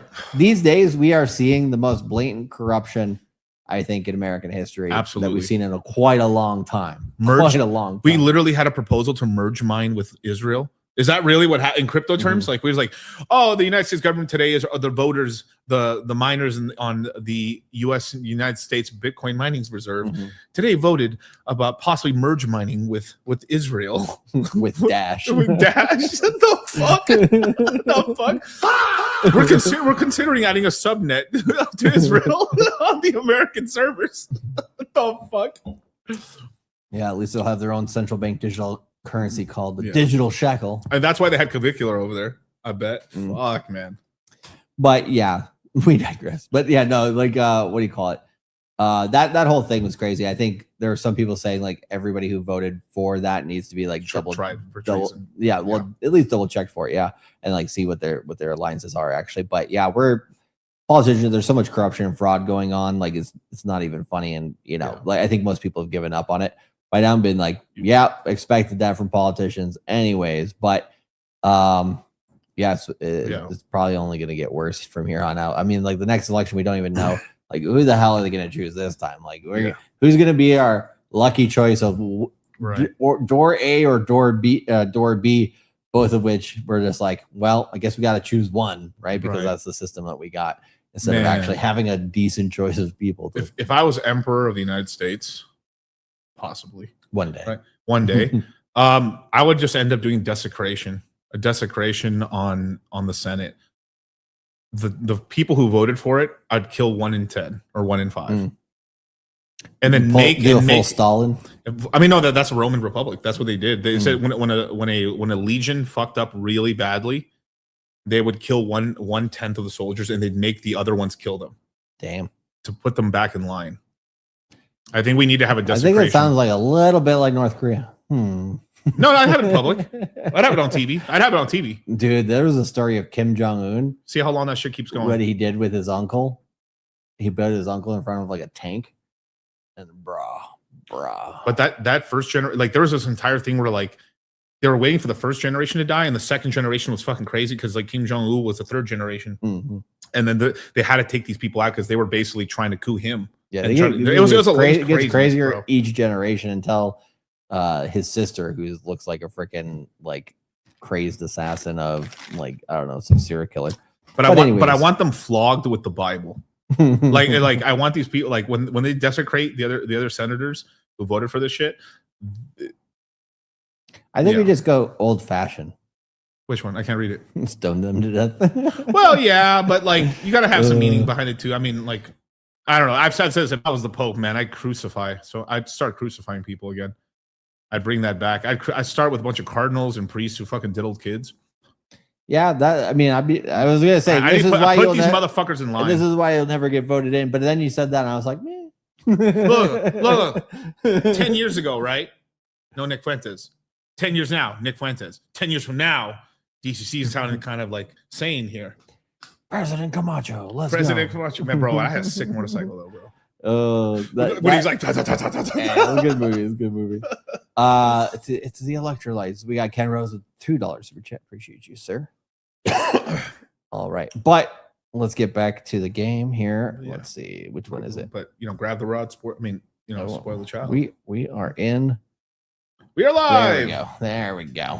In Inception. But yeah, so. The last part of this that I wanted to mention here before we kind of move off into seeing like, okay, what do we see from this in crypto is just, we don't want to end with depression, be like, sorry guys, it's all over. Right. But like you want to buy at the point of maximum financial opportunity. I get it. You want to wait till $12,000 Bitcoin. I get it. Right. But you're not going to hit it. So a few months before the low, which is where we're at now. We're at within spitting distance of the bear market low. Great. This is where you start to get aggressive, right? Aggressive. Once you hit that low, you start coming out of it. you're going to have less time to be aggressive during the expansion phase. And so you might have the next 3 months here during the contraction phase to buy. And then you might have 1 or 2 months, maybe 3 months max after the expansion phase to continue buying on the way up. And then boom, you got that. On average, you got the best prices. If you're buying the best assets, of course, like Bitcoin, Ethereum, Solana, others, right? Now, you could wait just for that maximum point of financial opportunity, but you might not recognize it if you're not in the Crypto Mindset course, and you might wait until 1 or 2 months after it. And then in that case, how many months do you have to dollar cost average in? Maybe only 1, maybe none. Maybe you're chasing at that point, right? So if you're looking at this, like, let's look at it as a 6-month window. You got 4 months into the low. Then we got 2-3 months after the low. If you're waiting for that low and we're coming out of it and you're like, shit, I gotta chase, you might not get any of that good dollar cost averaging area, or you might get the last 1/5 or 1/6 of it, right? And you'll have to be really desperate and be pushing in, and you probably won't. So that's why we recommend starting once we're at the very end of the contraction, get in Q3 Crypto Mindset course, and then boom, continue through there. And then yes, all crypto sins will be absolved. Right. We will only flog Richard Hart. No. But there will be a recovery. I mean, hell, PDGC went up 100% yesterday. Shout out to some people. Hallelujah. Do, do, do, do, do, do. Praise the Lord. Trying to connect subjects here, you know? But the recovery phase, a lot of people don't see the recovery phase as a bull market. No, can I say one thing? Yeah. Notice the things that are pumping right now. That's a leading indicator of things that are going to pump in 27. Absolutely. That means PGC, that means Tau, Robinhood. It's almost like the things we've been talking about. The Aerodrome. I got some news on Aerodrome today, bro. It's getting close. It's getting close. Okay. We'll look at that in a bit, but everything's good, right? And so this recovery phase, this is also your max opportunity, because let's say you did nothing this entire bear market, and then now, boom, you're like, fuck it, we're close. I'm getting in. You got this opportunity down here. And then as you come out of it, you do get to prosperity much sooner than the new all-time high. Here on the chart, it's like you get the recovery period until you get to the all-time high. And then you have a great prosperity. And yeah, that's your alt season. That's your craziness, right? But if you're in at the bottom here, you do actually get a faster recovery and get to that prosperity level sooner. So when you get to the crazy part of the market and then everybody's prospering, you are prospering times 5 or however you want to describe that, right? Because you recovered quicker, because basically you accepted the pain quicker. But yeah, most people, well, not most people, the normies, right? They won't say we're in a bull market till we pass 126,000. They won't be convinced, right? And so, yeah, after that, that's where you go crazy for sure. But just looking at these, and that's, when we get to that prosperous phrase, that's all the way to the fuck back up here in euphoria and thrill. But if we go back to the emotions here, when we're coming out into that early expansion, we get a lot of disbelief mixed with these other emotions. Once it's only disbelief, and like, what's his name? Gareth Soloway basically says, I'm shorting it, just losing his ass every day. That's the disbelief phase. Then when we get out of that, we get into hope.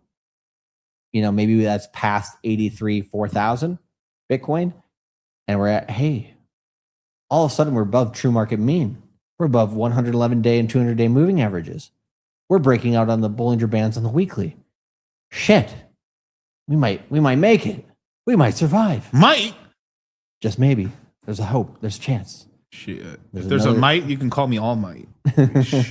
Right? And so when you get to that point, it's usually too late to buy the cheap prices. You're the type of guy, if you're coming into the market during that time, again, it is the easiest time to come to the market if you're brand new. So I don't hate on that. But if you're an experienced person in crypto and you miss that whole bottom and you only come back during that period, which a lot of YouTube channels do that, right? Because it basically treats them better on the algo. You're going to miss a lot of the opportunity, right? You're going to just miss so much opportunity. And I get it. It's easier, but you're going to be the type of guy who sold Bitcoin at 95K and bought it back at 90K. Great, bro. You made 5K on the spread because you're too pussyfoot to buy at 60K when you could have made 30% more Bitcoin, right? You could have cultivated a lot more crypto than that, but a lot more, a whole lot. Dude, I remember in 2018, let's look at the history of Bitcoin's chart, right? Let's turn off the VPVR. Let's go back. The one thing, the one thing I will say when you go back in time, right, is that note, like, also, like, people in crypto, it's a different tapestry. Yeah. Different tapestry. Also, everyone was poorer than they are today as well. Some people are very richer. It just, and also we're older. So our cohort's going to just naturally be, more wealthy. More wealthy over time because we're getting older, of course. Yeah. We're earning more. Yeah. But it was so incredible. You still, almost didn't matter what like wealth you had. You could still could have bought a nice amount. Yeah. Yeah. It's not, it's like, that's what we're telling you guys, man. Just the Bendu says, is Charlie saying there's a chance? Oh, yeah, baby. There's a chance. There's a chance you get rich this cycle if you get into the Q3 crypto mindset course. You know what I'm saying? But so going back to the feeling, right? During this time here, there were a lot of people who crypto was the most boring. This was the most boring time in crypto history, in my opinion, was June of 2018 through October of 2018. I was going on crypto Twitter every single day to try to scout and see all the information. It was like there was tumbleweeds going across this crypto Twitter, my friends. Like there was nothing. I was actually getting replied to by people who were big in the space at the time that would never reply to you during 2017. Right. Right. So that time there was just so boring. And then we dropped off a cliff.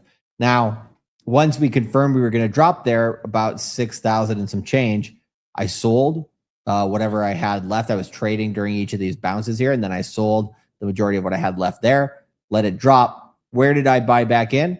Mostly here between 44,000 and about 5,500, which is this chunk here. So mostly sold out in this region here, and mostly bought back in this region here. Again, opposite sides. So you don't get the max of that dip, but you get a pretty good entry, right? Right. So that's not too bad. That's like you sold at 100K, you bought back in at 70. You didn't get the bottom, but you got back in once we're moving again. Cool. You gained 30% more of a Bitcoin per Bitcoin. Awesome. That's pretty much kind of a similar kind of way of looking at it here. But what I'm kind of describing there with the 90K, bro, it's like he sold here at 6,000. It went all the way down here to 3,000, comes back up to like 5,800. I'm back in, bro. I'm back in. I made $200 on that trade there over what? 1, 2, 3, 4, 5, 6 or 7 months. Bro, when you fix it, when you use 50x leverage, bro, it's not that 200 really Yeah, but then there's a lot of guys who are even worse than that. Yeah. They sold here at 6,000. Where did they buy back in? 10. Yeah. And then would drop back down into the few thousands again. Did they buy? No. And then where did they buy more again once we broke out of 14,000, right? That'd be like guys selling at 100,000, not buying back in until basically. Didn't you want that really? Oh, yeah, I was thinking about it, but. Oh, okay. Yeah, we can use it later. But what was I saying? So sold at 100, went back down, bought it, let's say back in like 120 or 115,000. It's like I actually lost the amount of Bitcoin that I had there per Bitcoin, right? So long and short of it here is don't try to time the exact bottom. Also, don't try to time the exact top. We know when it's supposed to happen. We know when it can happen. We'll see what actually happens. In the meantime, we'll contingency plan. We'll basically get into different plays during this time and cultivate crypto. The one thing that made me the most money in my first bear market in 2018 was selling Ethereum. At the end of a 60-day cycle, or actually, sorry, the left translated part of the 60-day cycle, which would be like between day 10 to day 20 of a 60-day cycle most of the time, and then buying back in towards day 40 to 60. Rinse, repeat, trade between Ethereum and Tether. And that bear market, I went from 10 Ethereum to 100. The dollar value was the same, but 10 Ethereum to 100. You hold that long term, you're making some money, right? Same thing, today, right? If you guys are cultivating crypto, if you're compounding here during this bear market, sometimes it feels like you're making slow progress, or not making as many X's as you were in the bull market. But, you got to enjoy what the market's willing to give you at that time and capitalize on it, and keep cultivating more crypto, keep stacking. And then the good times will come, and there is a chance, right? So, yeah, long story short, I do think we're more towards the end of this phase. If I had to guess, I would say we're right about there. If you see the circle here where it goes from orange to red, essentially, we're pretty close. But let's see a few different aspects to this, right? So this I thought was a really interesting tweet here from Jason Yanowitz. He says, crypto VC deals on pace for the lowest month since November of 2020. So we go back here, VCs not getting into crypto, which with how much Wall Street is getting into crypto, it's kind of wild to me, to be honest. But you got to remember, venture capitalists, they are worse than retail. They buy the top and they sell the bottom. They don't get in at the bottom, and they put all their money into the future of finance, when it's about to drop 70%.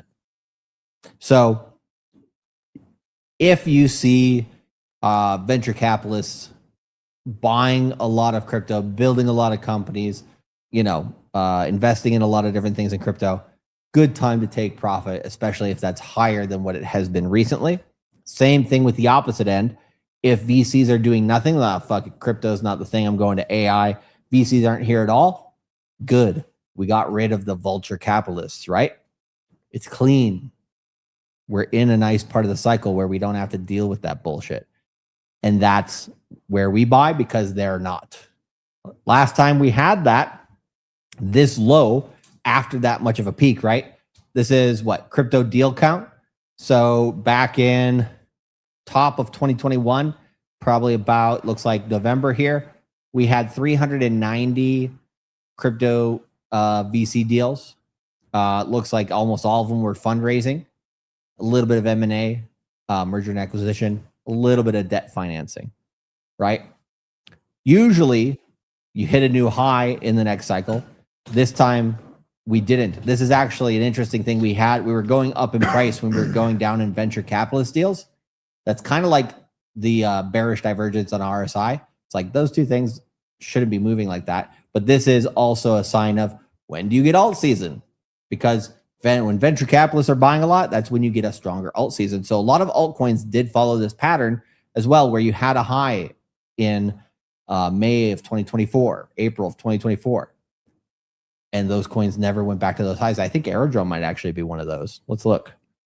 Let's see. Aerodrome, my friend, back at 47. Yes, Aerodrome had that pattern, right? It peaked here first in April of 24. It tried again at the end of the year after the election, and then went down.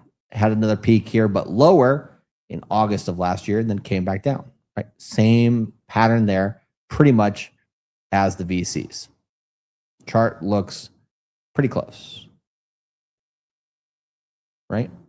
You compare them there if you want. Like you could, if I hover over that there, looks pretty darn close. Pretty darn close. And so, oopsies, didn't want to press that.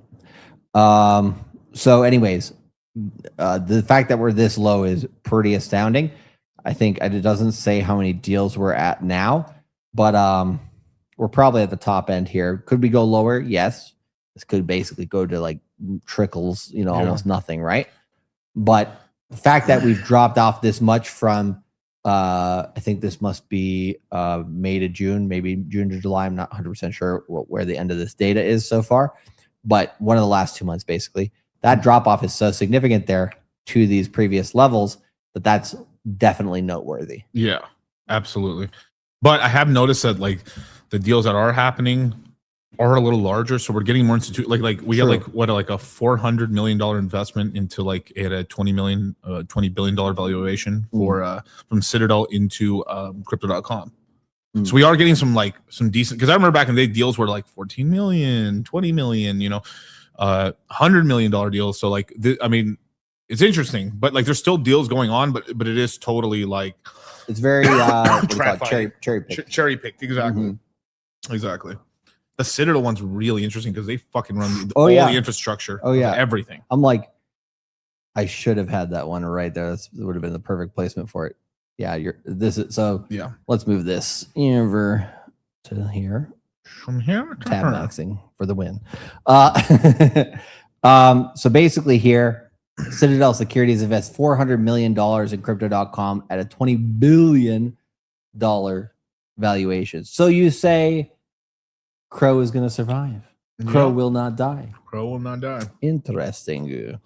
That means a lot of probably stock, but also what was the thesis on crypto.com? Crypto.com is the Trump crypto apparatus machine. Mm-hmm. All the Trump NFTs slash ETFs products that they decide to launch for crypto. They're the crypto meme, the Trump meme coin, the Trump stable coin, the Trump Trump financial basically as well as trading there and stuff. So all the financial products for crypto that the Trump administration, or I should say Eric Trump will launch is on crypto.com exclusively, or at least for now. So this is kind of in a way of thinking like, okay, Citadel is like, all right, Trump's still gonna be here for a while. Maybe there goes Republican, because these guys are not thinking just like a year out. They're thinking like the next decade out. So they're like, okay, it's likely to swing still Republican for the next president. So they'll bet that way because like the next Republican president is not going to just completely destroy everything Trump did.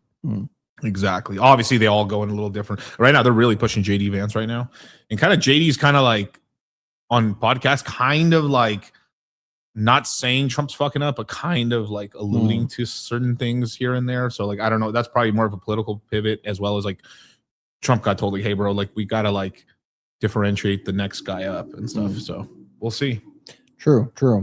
And let's see here. They plan to use the funding to expand tokenization and derivatives options, which makes sense with Wall Street coming in. Okay, this is interesting. Similar to their $200 million strategic investment in Kraken at the same valuation last November. Will they both IPO at some point this cycle? Probably. Yes. That 400 million is here's one thing. We know this. Now we know this as moon gangers and watchers of DCC and CC.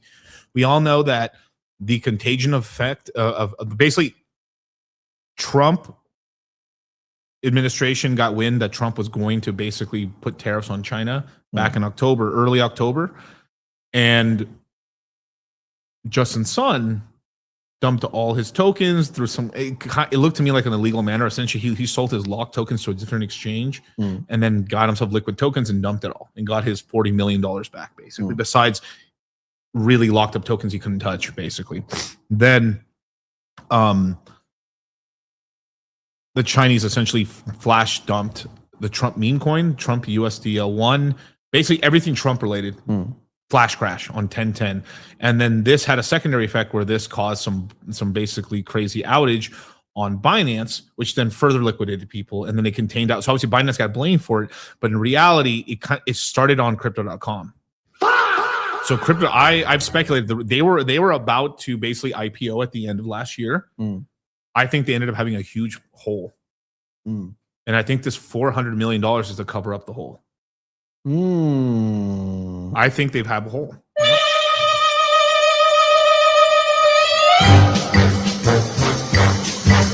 All right, we're going in.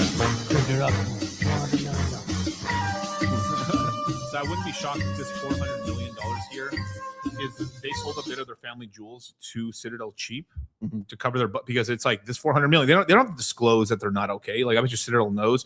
Citadel has been known to front people that kind of money when they have a hole. I mean, like literally the entire thing, like the entire movie about like not Fluffy Pony, but Roaring Kitty and stuff in GameStop. What was that called? Dumb Money? Dumb Money. That was a great movie. Citadel was giving money away. Yeah. Was to like basically like, to basically blow, because they knew if they blew up, the contagion would hit them too and hit a lot of other people, because Citadel, for people who don't know, Citadel makes a lot of their money by front running all your transactions on Robinhood. They're basically if I had to put it into words, they're Chainlink for Robinhood. And they make money by fronting every time you do a transaction, they make a fraction of a penny to a penny on your transactions ahead of you. So they buy or sell depending on what you're doing. And they but they do millions and millions and millions of transactions a day, and it equals up billions of dollars for them a year. So they have like it's a beautiful cash cow that they can with Robinhood. Be nice to own that. Yeah, pretty nice, right? Yeah, like must be nice. And I would imagine that Fidelity, everyone else has them, or they're doing it themselves. But there might be some legal thing there, so it might make sense. Where like, oh fuck, we can't do it to our own customers, so we have to have somebody else do it. Probably. So maybe there's that. Yeah, there's some, but then they probably own a portion of that company. Or they get something. Yeah, they get something basically. Like, make me liquid, Jamie. I've yet to see that movie. I need to see it. I heard it's so good. I bet. Make me liquid, Jamie. But that's a huge thing too. You make a big company that's worth $1 billion, magically. You get $100 million. Like he's like, I need $40 million. I think we're thinking a bit too broad here. I think you actually need $100 million. Yeah, I like that. Oh my god, Jamie Demon, bro. That's a good scene. Jamie Demon, bro. I need to see that movie. So yeah, for sure.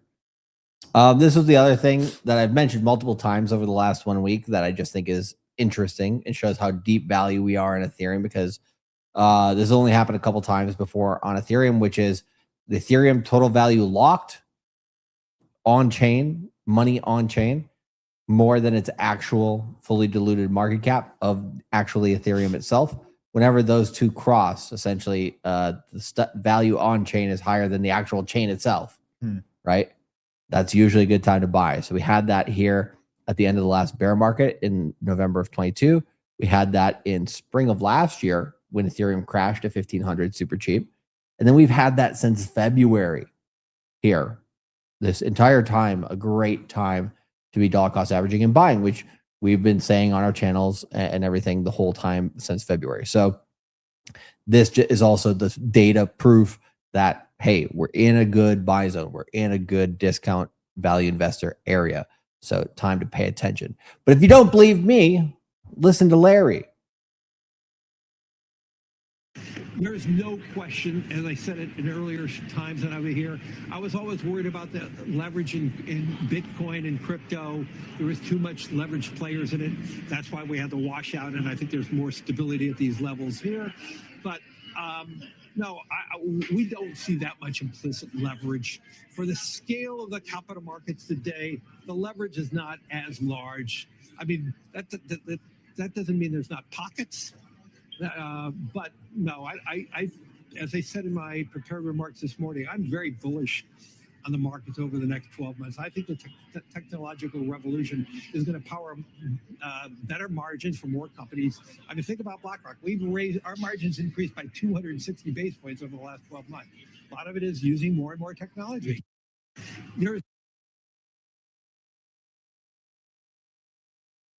I almost spoke too soon. This guy who's been a proponent of tokenizing everything on Wall Street almost has got his master plan finished, says, you know what? Price isn't going down very much anymore. It's kind of stable.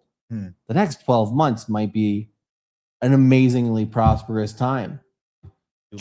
Larry needs to stop telling people what we talk about in consultations, bro. Like, I'm gonna let it slide because he's the big dog right now. But damn, dude, giving all the sauce away. Giving but it all away. We've said this earlier this stream, even last stream we were on with Nuke, your stream yesterday.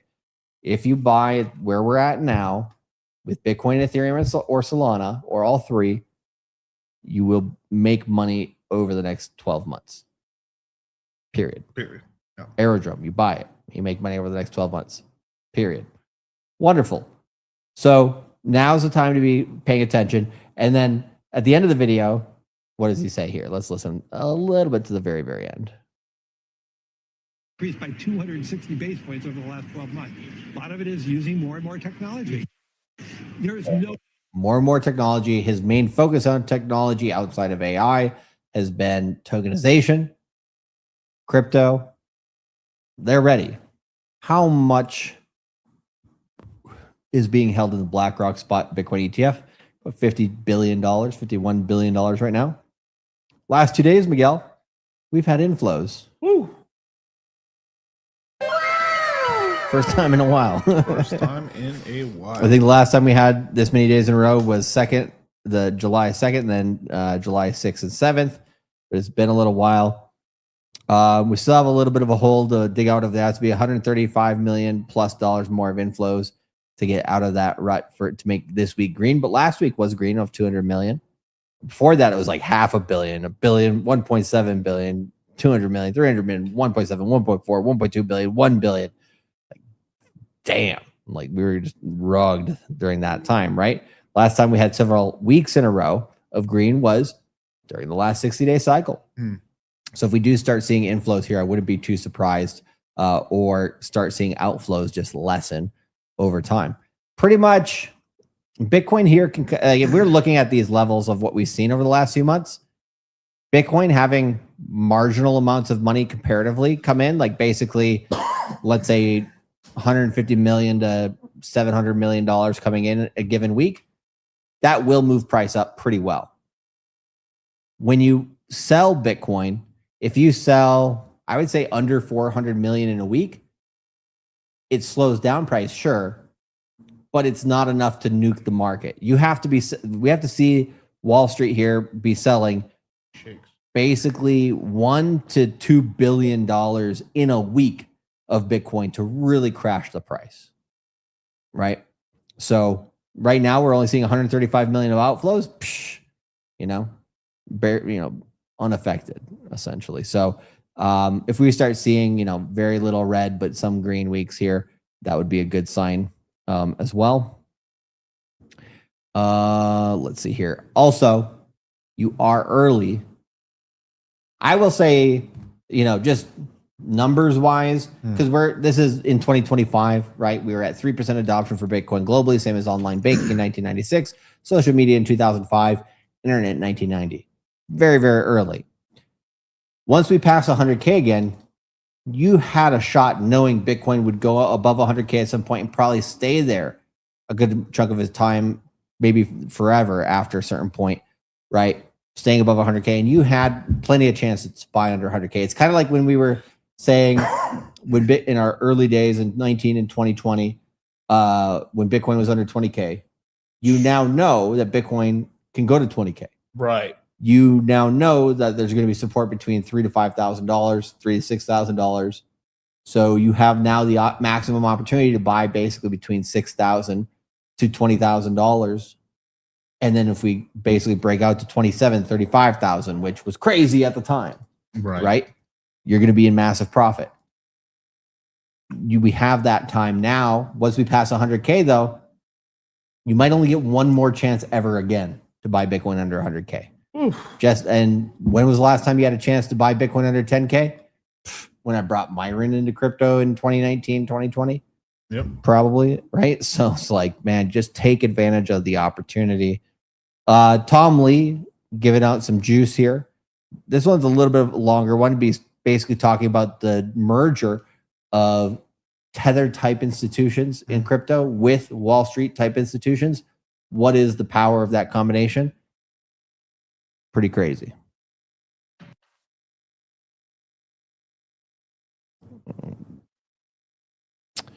This fucking up here. Hold on a second. Let's refresh. Okay, there we go. Twitter being Twitter. I think it means that the banks of the future are going to be replaced by DeFi and crypto native companies. And let me give you an example. The most profitable bank in the world today is JP Morgan, which is projected to make $60 billion this year, which is a huge number, and they need 300,000 employees to do that. But let's mix in Tether and Jane Street. So Jane Street is a crypto trading firm. Okay, they move money just like banks move money, but they're specialized in moving money very quickly using computerized system. Well, they made $40 billion last year, which is almost as much money as JP Morgan, but with only 3,000 employees, okay? So in other words, like, they're much better returning profit per employee or return on invested capital. And then take a company like Tether, which only has 300 employees, and they made $15,000. So the way I would look at it is that if you combine Tether and Jane Street, you'd have more profits than JP Morgan and only 3,300 employees. But the point I'm making here is that native digital companies using blockchain as settlement eliminate a lot of processes and people, and then they end up making a lot of money.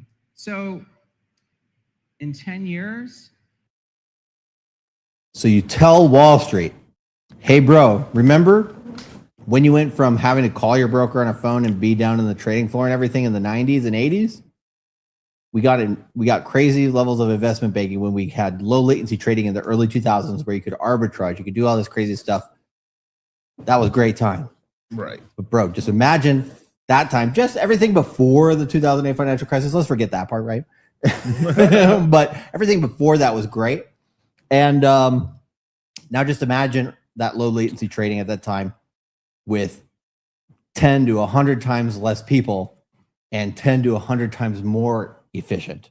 And you can hire, let's say, give me a little rope here, like a few years down the line, 5-10 years from now as well, you're going to have the majority of those people that you even need, those 300, maybe half of those will be AI agents.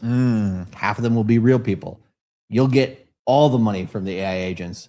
They might become sentient at some point and then come back and kill you for taking all their money, right? You should have paid them properly, but if we get Skynet. But you know, that's a different future. We don't have to go there. But you tell Wall Street, bro, you can make way more money than you ever have before with the least amount of people and the most efficient technology we've ever known to man to do international trading. Yes, please. Right? Like they're not going to say no. Right. Like, this is why Larry Fink's doing this. My guess is half of all the largest financial institutions in the world will be native digital. It's not a stretch. The reason it's not a stretch is take every industry. I mean, imagine like when the internet came and someone said, here are the biggest newspaper companies. In 10 years, these will still be the same, the legacy. It obviously wasn't. They were all replaced. If you took media, the same thing. All these media companies in the digital world lost market share to companies like Netflix. And of course, I saw this in telecom, which is where I spent most of my career, where the wireless companies became the most important businesses, much bigger than the legacy telecom systems. So buy Bitcoin, buy Ethereum, buy Solana, right? I'm trying to think of more creative ways to tell you guys DCA into the lows, dollar cost crypto, cultivate some crypto here because it should be obvious. Like we're seeing this entire shift right before our eyes. Right. If you've been with us the whole time, you've been seeing this since 2019, since 2020. If you just came with us here in the last, let's say, few months or whatever, welcome to the Moon Gang, right? Where this might not be obvious to the rest of the world, it's extremely obvious to us, right? Except for where I gotta put this comment up here. Except for Funkmaster Hex, he says, I have to go off this. I don't believe the disbelief. That's right. But yeah, no, like this is the time, man. This is the time of maximum financial opportunity. We're in the zone, right? In the zone for buying, my friends. The other thing that is obvious to me, at least, I've been telling you guys here over the last 1 year, is that the EU will have a central bank digital currency sometime between the year of 2029 and 2033. It'll be live. It'll be fully functional. It sucks for Europe, right? It is what it is. I think it's very likely in 2029. Looks like here they're going to be testing beginning in the second half of next year. They've already been doing light work on this, pretty much building the whole thing on Ethereum over the last 1.5 to 2 years, maybe a little bit longer than that through Cody, which is a company we had in our webinars a while back. And the central bank digital currency will have some privacy with it, but what they said is it will be auditable.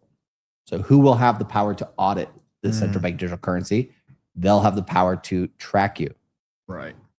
Track your money, stop you, freeze your money, all that type of jazz. So Not great to be in Europe during this financial revolution, but amazing to be in America during this time.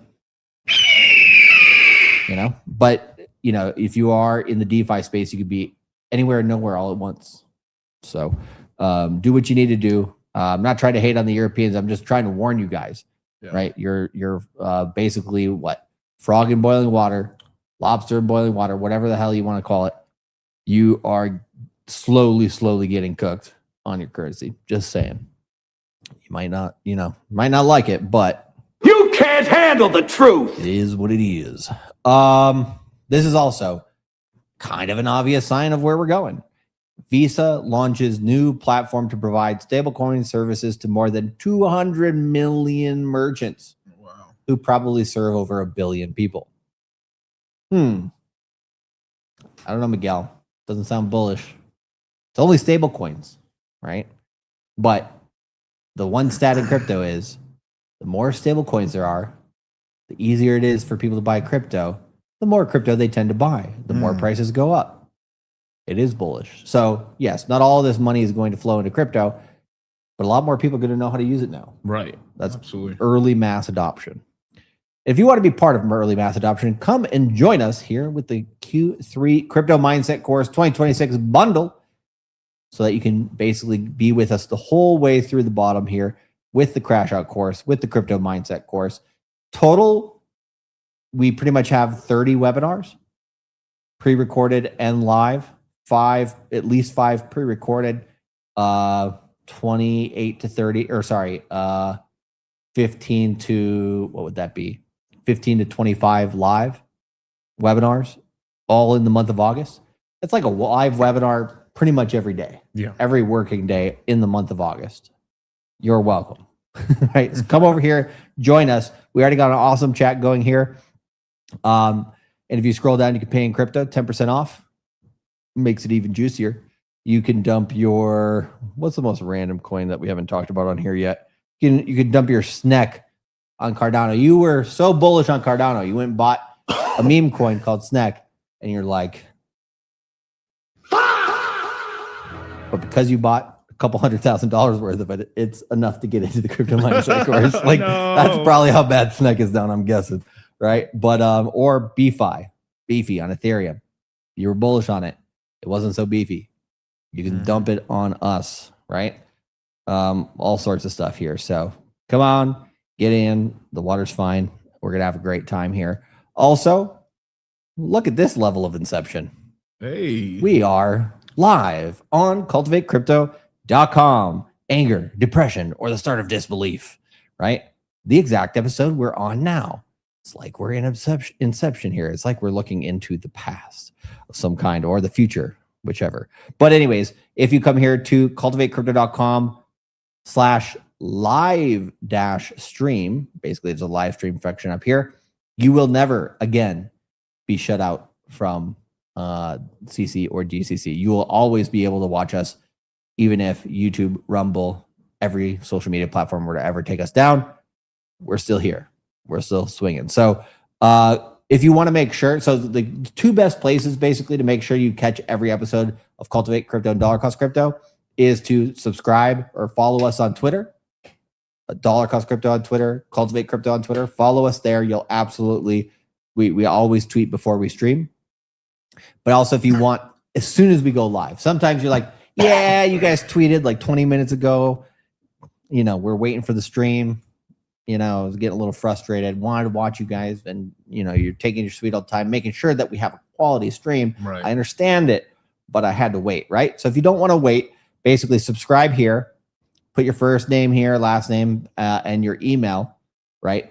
And subscribe now. And every day when we go live, you will get an email when we go live, not before, not after, but when we go live. So then boom, we're live. You can come over here, start watching us live. Then you're like, hey, these Moongay guys are kind of fun. I want to troll in the chat, right? I want to go and ask them a question. I want to do whatever I want to do. Go over to YouTube, go over to Rumble, join the chat, join the Moon Gang, have a good time, smash like, smash follow, all that stuff. But this is a great place to be updated on the daily. Also, our last 6 live streams are here as well. So you can come over here, watch the most recent episodes in a totally uncensorable fashion. So come over here to cultivatecrypto.com/shop /live stream and jump in. It's a good time. So just wanted to make sure you guys were aware of that. And boom, we're back. Boom.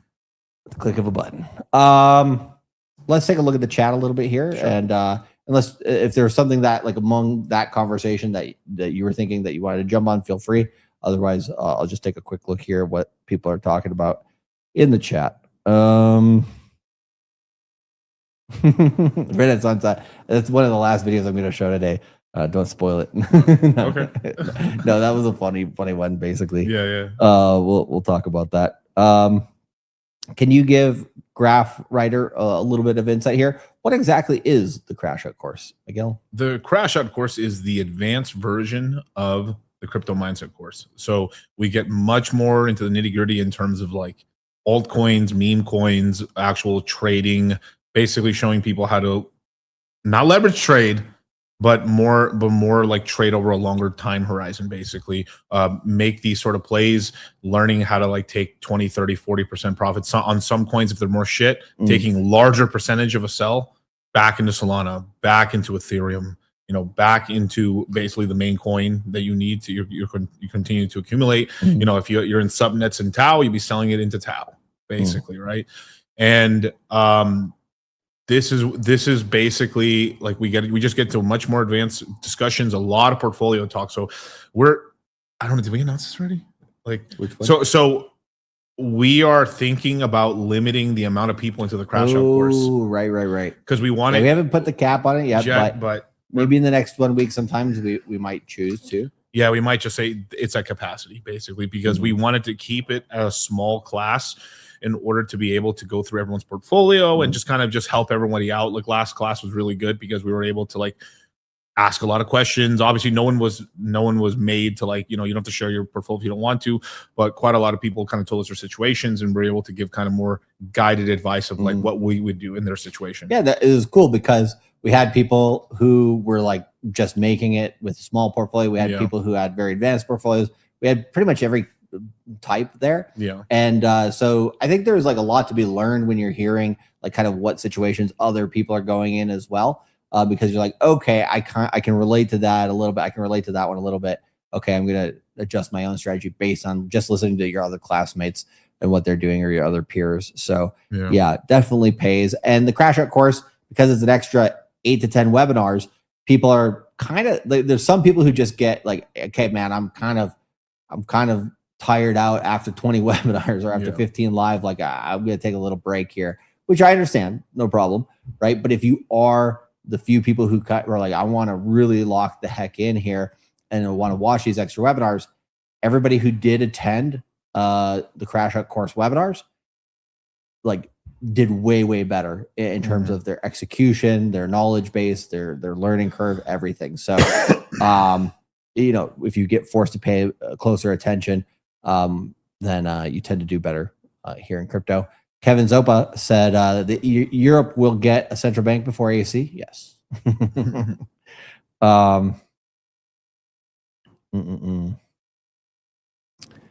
Yeah, I'm just looking at whatever people have said, right? We have the real CDC saying hit the like button, gang. Appreciate you, man. Appreciate you.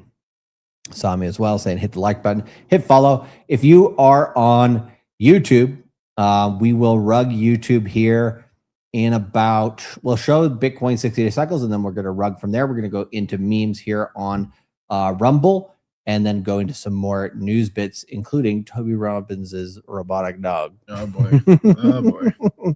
Has something to do with NFTs, believe it or not. No. If it's a true story, that's the thing. That's what we got to determine. We will also be talking about this in the second half here after the Bitcoin chart. This is just FYI. Let me get the Rumble stream for you guys here so that if you do get rugged on YouTube, or when you get rugged here on YouTube, because still haven't given me my channel back, sons of bitches. I'll throw this here in the YouTube so you guys can come join us. Boom. Rumble.com. There you go. That's a stream right there. Come join us. It's Cultivate Crypto on Rumble. We have actually 2 accounts. We have How to Cultivate Crypto, which I think has like 450 to 500 subs, but I forgot that's the user. So I then later made the Cultivate Crypto channel underneath there, which has about, I think, like 140, 150 subs right now. Let's get that here in the next day to 170. So press follow here on Rumble, and then also smash like on both Dollar Cost Crypto and on Cultivate Crypto there on Rumble. Then, of course, if you are watching Dollar Cost Crypto here on YouTube and you are not following, shame. Terrible, terrible human being you are. Make sure you're getting this sauce for free every day until July 28th. And then most days, the last, the last half a decade. I think we deserve a little bit of a follow here, Right. Free information. We have Kyle on timestamps, and the timestamps are super valuable because people could go back and be like, I just want to watch the Bitcoin chart portion. It's like 5-10 minutes. Beautiful. That's all you got time for today. Make sure you're updated on the market. Excuse moi. Let's see here. I think that was mostly what you guys are saying in the chat. Caesar says, so we buy during the thrill phrase and not the depression. No.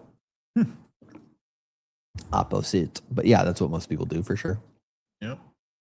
For sure. All right.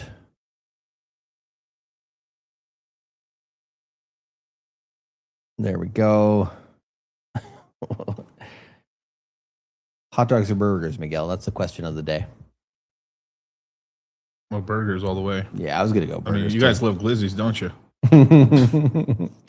Burgers, you can't go wrong with them. I would say for hot dogs, if you go to a Twins baseball game in Minneapolis, they have a Hormel hot dogs are the ones they use at the stadium there. Those are amazing, bro. Hormel hot dogs, so good. I think they actually use like quality meat, unlike most hot dogs, right? But burgers, I would say Americans kind of hold the burgers to a higher standard in terms of meat quality. So they tend to be better. Just go to a butcher. Yep. All right. Yeah. Ready for some mooning uncensored. That's right. Dude, I'm seeing so much of the Sophia Cunningham, that basketball player chick. Hey, I mean, that's not a bad view right there. OF coming, bros. but people forget she's a mud shark. Fuck, bro. What are they called? Not the MAGA guys. What are they called?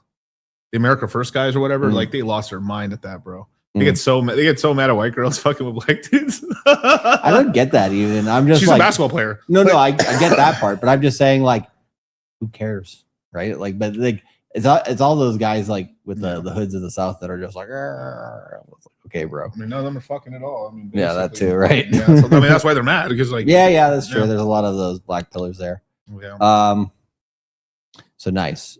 All right, so that's where we're at. Let's see here. Where are we going? We're going to the Bitcoin chart, and then we're going to rug YouTube. So all you guys on YouTube, come over here to Cultivate Crypto on Rumble, where freedom is in speech is possible, away from YouTube.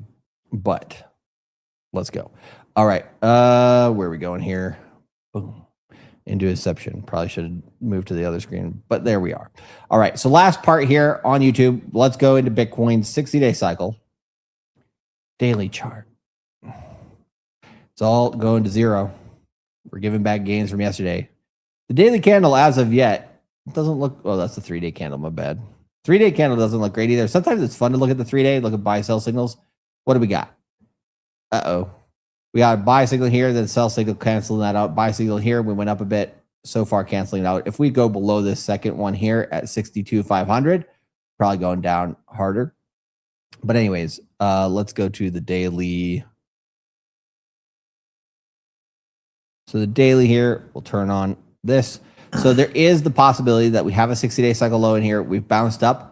But the only way that will confirm is if we go past 67,250. If we cannot pass that area, which it looks like we're trying to roll over, each of the times we went down, we went 2 days here, popped up. 3 days here, popped up. 3 days so far. Could we pop up tomorrow? Absolutely. Right. Tomorrow, the 17th will be really interesting. This is why we're live streaming the Clarity Act Senate discussion tomorrow morning at 7 a.m. Pacific on Dollar Cost Crypto, Cultivate Crypto, because it can be a big move, right? If it gets very bearish and they're like ethics. Try saying that 10 times fast. If they're really like, we don't want to vote on this because of that, you might see a big red candle down to, again, this trend line. It might take a few attempts to break this trend line, but once we do, the question will be right now, if we go from this cycle count, we would be on day 55, which would mean we only have like 1 week to go down, really, which would be into like July 23rd. So to me, based on how hard it's been to break down into that area, that doesn't seem like enough time to break down. So if we do start breaking down, especially below 62,000 here, then it is likely that this is the proper cycle low. We would be currently on day 42, right? And if that's the case, then we have anywhere between 10 to 20 days of downside. And that would definitely be enough here to revisit, 57, 56,000, maybe get a slightly, this would be the cleanest, right? If like on day 55, the last month of July, we close at like 56K.